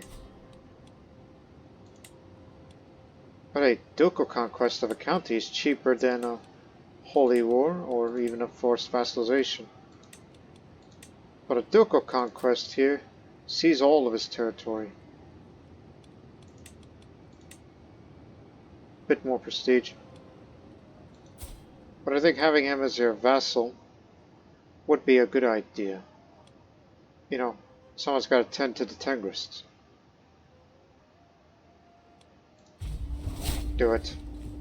But please, please, raise all armies here and go on the offensive.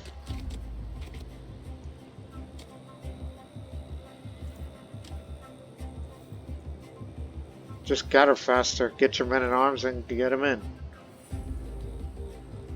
What's stopping you?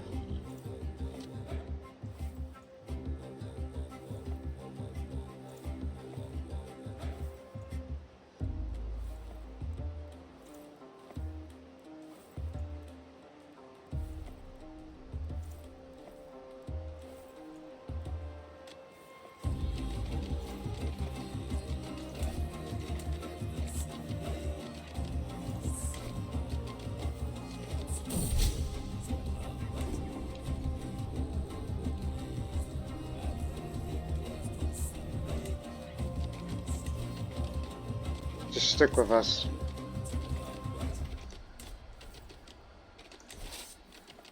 There's your men in arms. Go, go, go. Let them run. We'll take it over.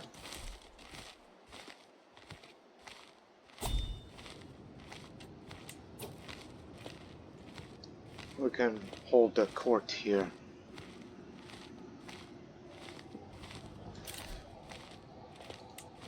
But this discontent is going away. It's because of Manichaeism there. Well, I don't know if it's due to me being Manichaean, but certainly it's from Altay. That's the issue. Altay is the issue. And do have a bit of increased fervor, which doesn't really help that much.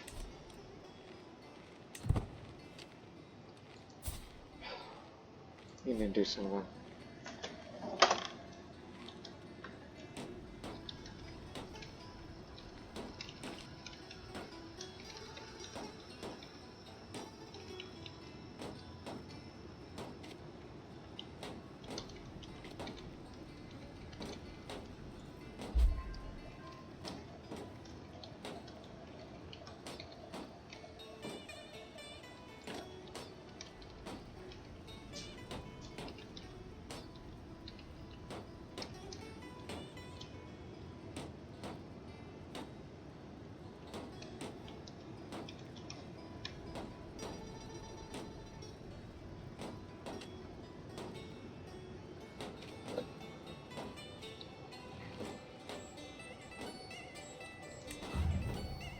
5 months.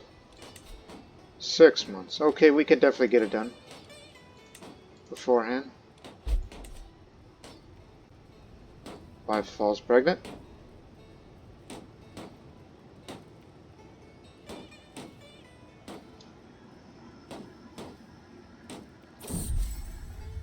My vassal Bagnar's honored me a visit and has brought one of his courtiers along and approaches me excitedly. Well met, Idiqut Bokut. It pleases me to see you driving here at Qocho. It occurred to me that Kadake here might be of service to your court. He's an incredibly talented steward, seemingly touched by Midas. I would make use of him myself, but alas, doesn't seem possible. Why did I see his great talent go to waste? Won't you take him in on the nation's potential? Holy crap! Get that man in the army. I know the place for him. A real Takarian warrior for once. Ill. Give no nor is necessary. That track brought me a concoction made from buckthorn and senna. I at first thought the potion ineffectual, but later this same day it felt a churning in my bowels which sent me running to Previous. As I howled in anguish, that track assured that the foulness was expelled with my feces. In the end, the cleansing turned out to be just what I needed. For now the worst of my symptoms are alleviated and the world seemed a little brighter. Excellent work.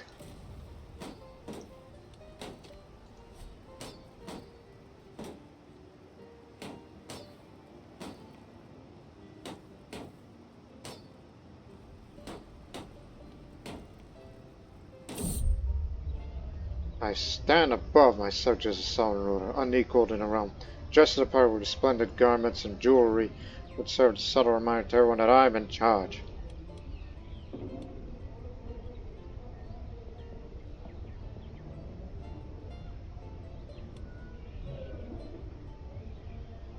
Hell.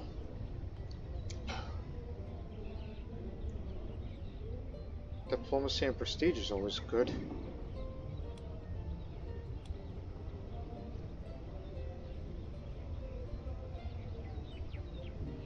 I ought to say local fashions have a symbolic meaning. Look for a tailor skilled in the usage of local materials. 67% chance of acquiring an outfit fit for an Idiqut and gain a traditional raiment for +2 diplomacy plus stewardship and gain 300 diplomacy lifestyle experience, or I find it boring and unimpressive outfit. Alright. Though I gained a bit of stress for being greedy, because money's going elsewhere.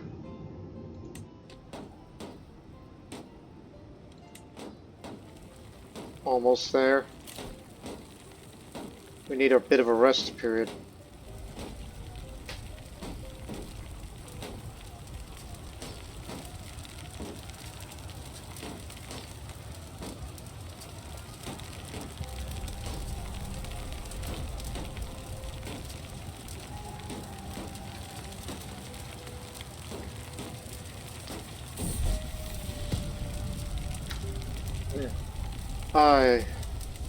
I've heard rumors about a noble and valiant warrior woman in a distant land who is immortal and stands guard over an ancient gate made of marble and obsidian.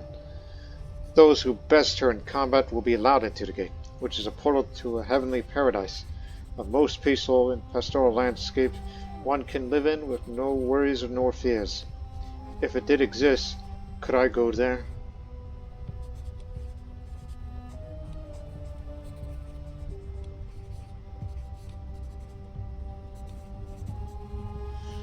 If only I could go to such a place, I'd be so happy. Gain the piety.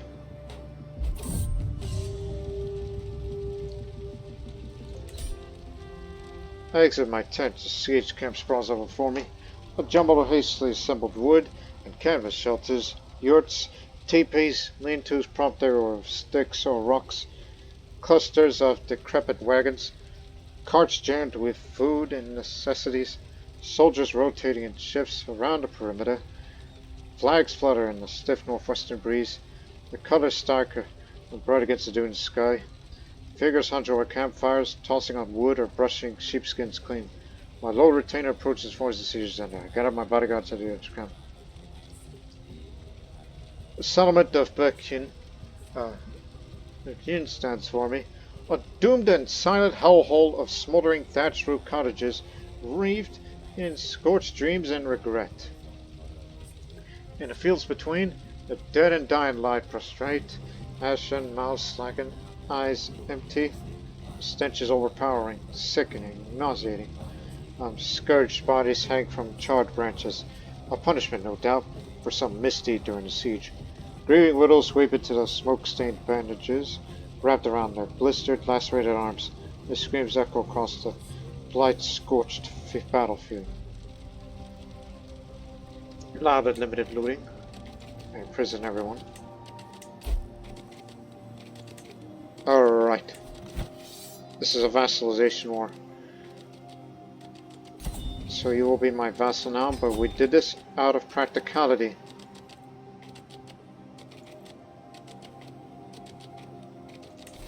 But be aware, there's going to be some enemies here. Go to Alte, because in about 3 months, there's about to be an uprising.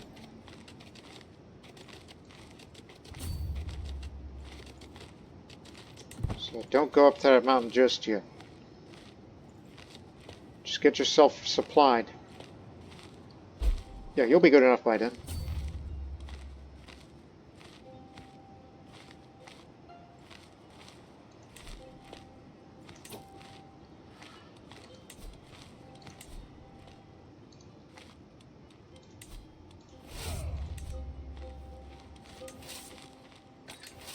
Yeah, we're missing a few, so we may want to gather some few guys over. Ah, damn it! We just can't get this guy, can't we? Ah, Taitimo.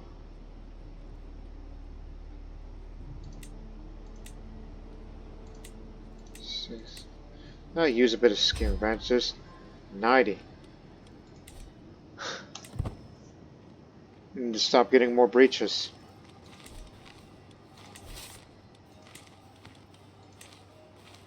You're on command.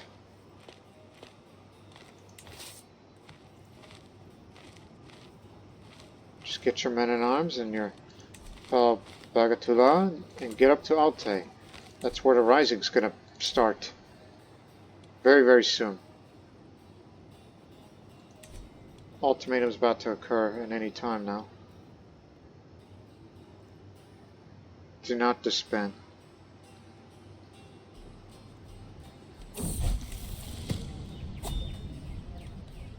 Pangtala comes of age. Even as a child, Pangtala has always had a way of words. Therefore, it's unsurprising he's taken well to the study of diplomatic relations. A true silver tongue, he could sway the opinions of counts and kings alike. When he speaks, the court listens in enraptured silence. You're up so fast. Just like me. Good on you. I see there's a problem. There's been a lack of manpower. Because we do not have a... Yeah, you do have a master horse, but we could do with some better ones, but we don't have the time right now. Well done, Chapeau. Want you to help me with the monthly lifestyle experience here.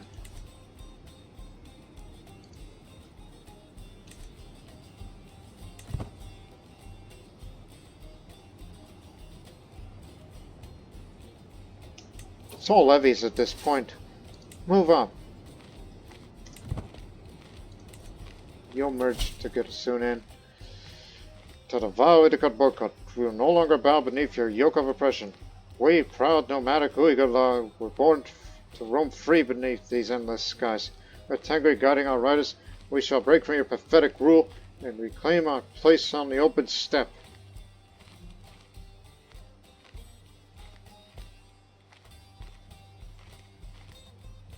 If we let him surrender.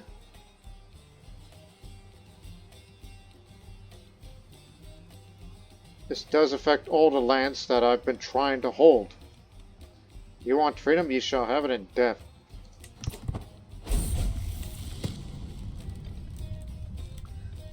My daughter Songo has been oppressor of one of the household bagatelle for a very long time. I finally made her a person who's been repeating the warrior's words. Work hard and you can master anything. Indeed, hard work will bring a response. Your wicked deeds, uh, your wicked deeds have gone unpunished for far too long. That changes today. I cannot deliver holy retribution upon you. I cannot lose, but Tengri is with me. This is the leader we're up against. Flexible leader, defender, open terrain expert, seasoned pastoralist, weighted nomad. No commander. He's over there. No commander. Advantage us. So we gotta be careful with that man when we fight against him over there. This is your first real battle. So I want you to slow down here. Okay, they do have a commander, but the advantage, who's got the advantage? Advantage goes to him, but it matters not. We have pikemen to counteract these steppe raiders.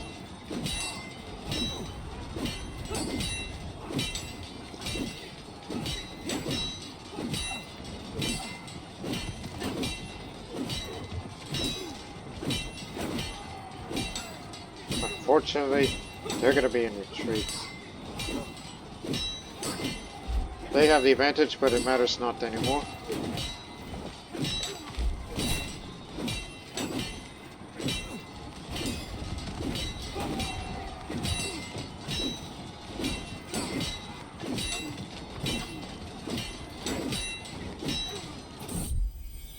Praise the mother of life, another son. Kunchek. I like that name. Took a bit of a few knocks, but we have him. No longer ill.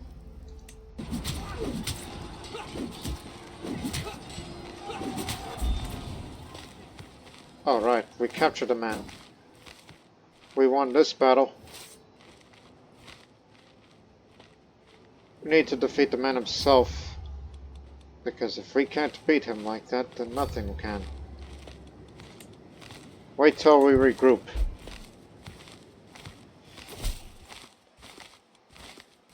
Okay, homage to me. My friend and the wife of Sagarak is gone. Yeah, rejoin him as an acclaimed knight and go up against him.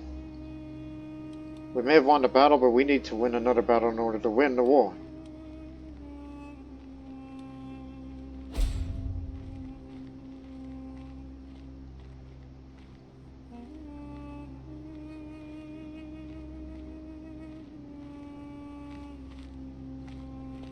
Even though the advantage is much higher than ours, because he's a damn good leader. So, numbers alone isn't enough to defeat them. Now, Huayu went from Sogdian to Uyghur, converted to our culture.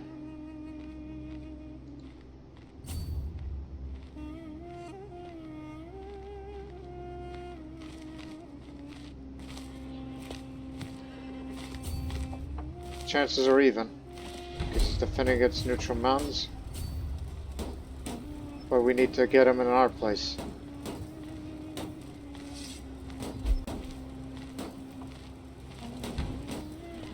Be cautious though.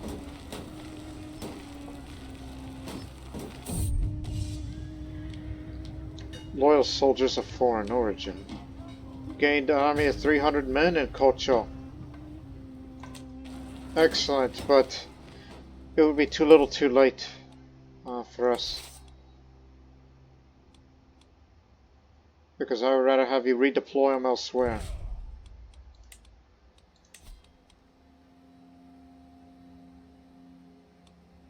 So these warriors no longer step this fresh ones. These are a mix of light footmen, bowmen, light horsemen, and pikemen. 50 for all.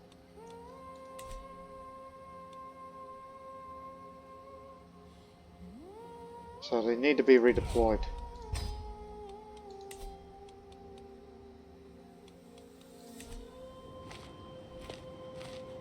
mean, it would take a while to raise them out there to replenish those potential losses that we may suffer here.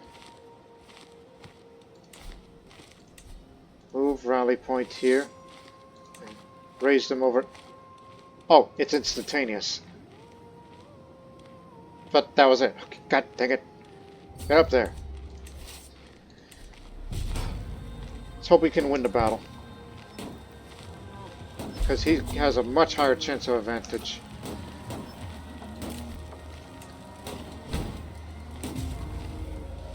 Despite our differences, you'll finally have your position back.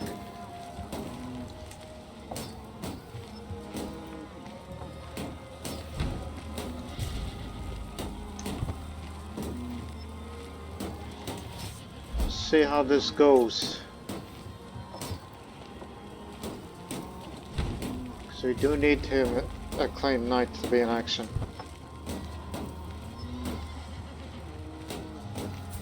Though you are a bit ill right now. This is bad timing.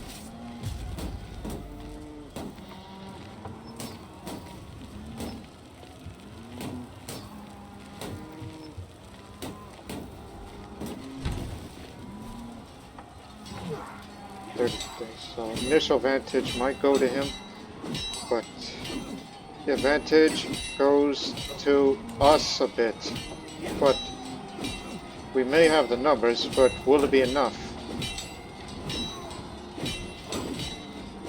Fighting in bad terrain, so do we, but we pikemen fight in the favorable terrain. Now it depends on who's going to get the next advantage when it gets to the next phase in 2, 1. Advantage goes to... oh no, it's him. He's going to kill us all.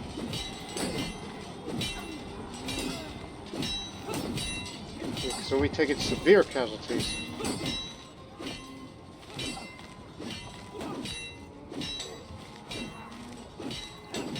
But our strength in numbers might be enough to beat him still. And hopefully we can capture him at the end.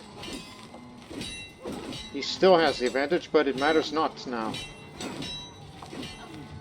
We'll get fresh reinforcements here with more pikemen, which I'll be sure to invest more of in after the end of all this.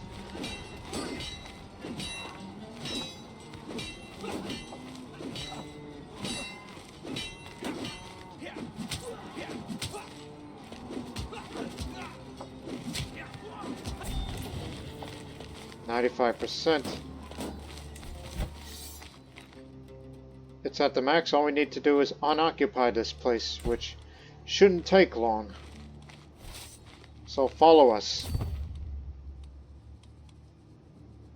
Who knows where the other forces went off to? Go, go, go. We can get this back. After we liberate it, war's over. And that'll also be the end of the episode. Because I want to end it on that note. Can no one stay?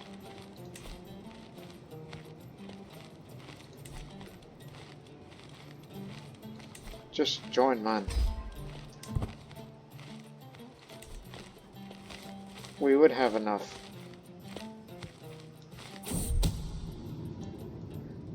Caught the schemo, they're trying to feed me false military information. Your tricks won't help them. Yeah, that's a plot you could do during wartime. But I'm in the middle of it, trying to steal some money.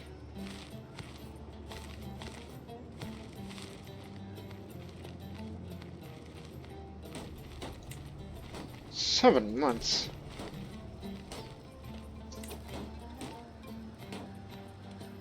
They're not in retreat anymore.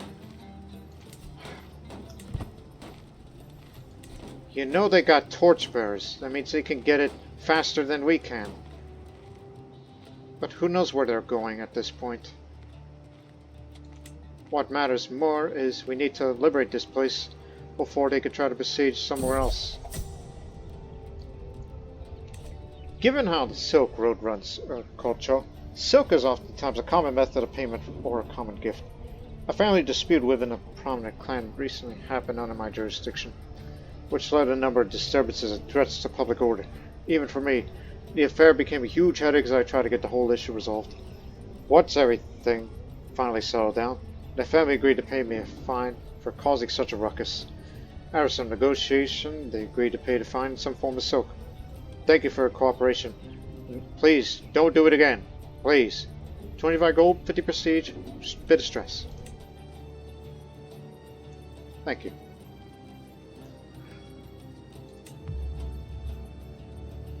Come on, get this.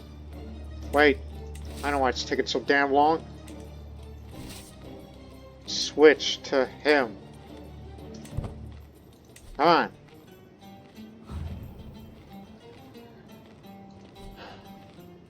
Who knows where they're going at this point?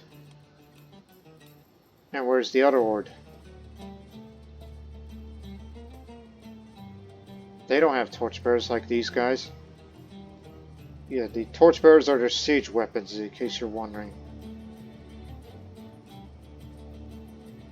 They're good against other nomadic settlements and tribes, but for clan and feudal areas, castles we should say, not so good. You need real siege weapons for that. Somebody wants to antagonize my spouse. Some of my councils believe the job is theirs by the right of blood or influence alone. How wrong they are! I expect results, yet I'm often disappointed. After a long day, I'm complaining to Choying when she interrupts me. Let me do something about her husband. A few lessons might sharpen their wits.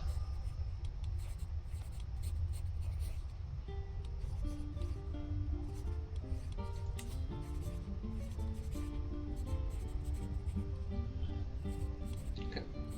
Chancellor Sagara could use a tutor.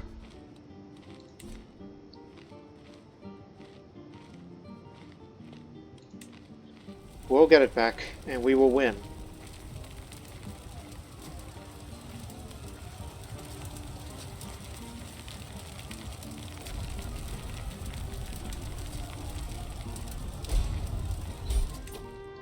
Yes. This would have been all nomadic. So yeah, we've secured the north most definitely. Locals pacified for the next 25 years. And I'll gain legitimacy for it. That will definitely hold them off. So there'll be no more of that for the time being. And we'll end the episode on that note.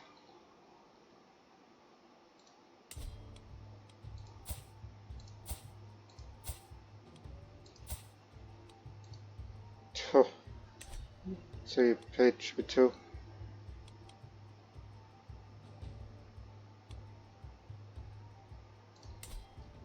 We know you're a king, but obviously vassalizing you is not an option. But we might need you for future wars against them while we begin our recovery period a bit.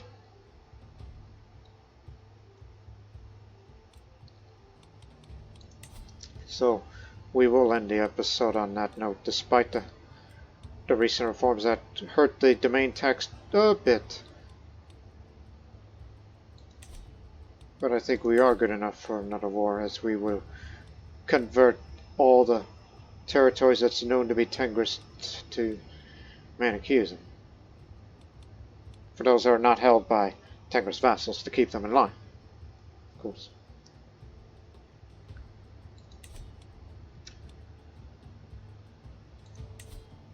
And also, sooner or later, we're going to steal some money. So the offensive war opinion should be non-existent. Well, it's actually 6. But we're in a recovery period still, so once you invest a bit more of pikemen, since they pretty much saved us from certain doom when fighting in higher terrain. Oh my goodness.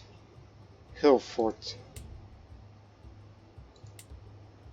So obviously there's going to be some obstacles that we have to deal with for the war for Gao Cheng.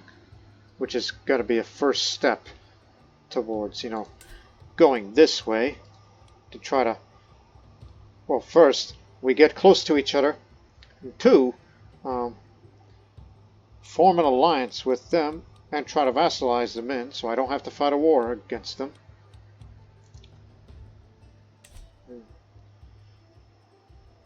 So, that's going to be our plan for the next episode. And from time to time, you should have performed weekly confessions. Now you have a 9% chance of losing a negative or sinful trait. Maybe one day I'll be no longer melancholic. And if you have lots of money, you can hold a bema when the time is right, since there's increased chances of that now. So, we'll see you on the next episode. But until then, so long for now.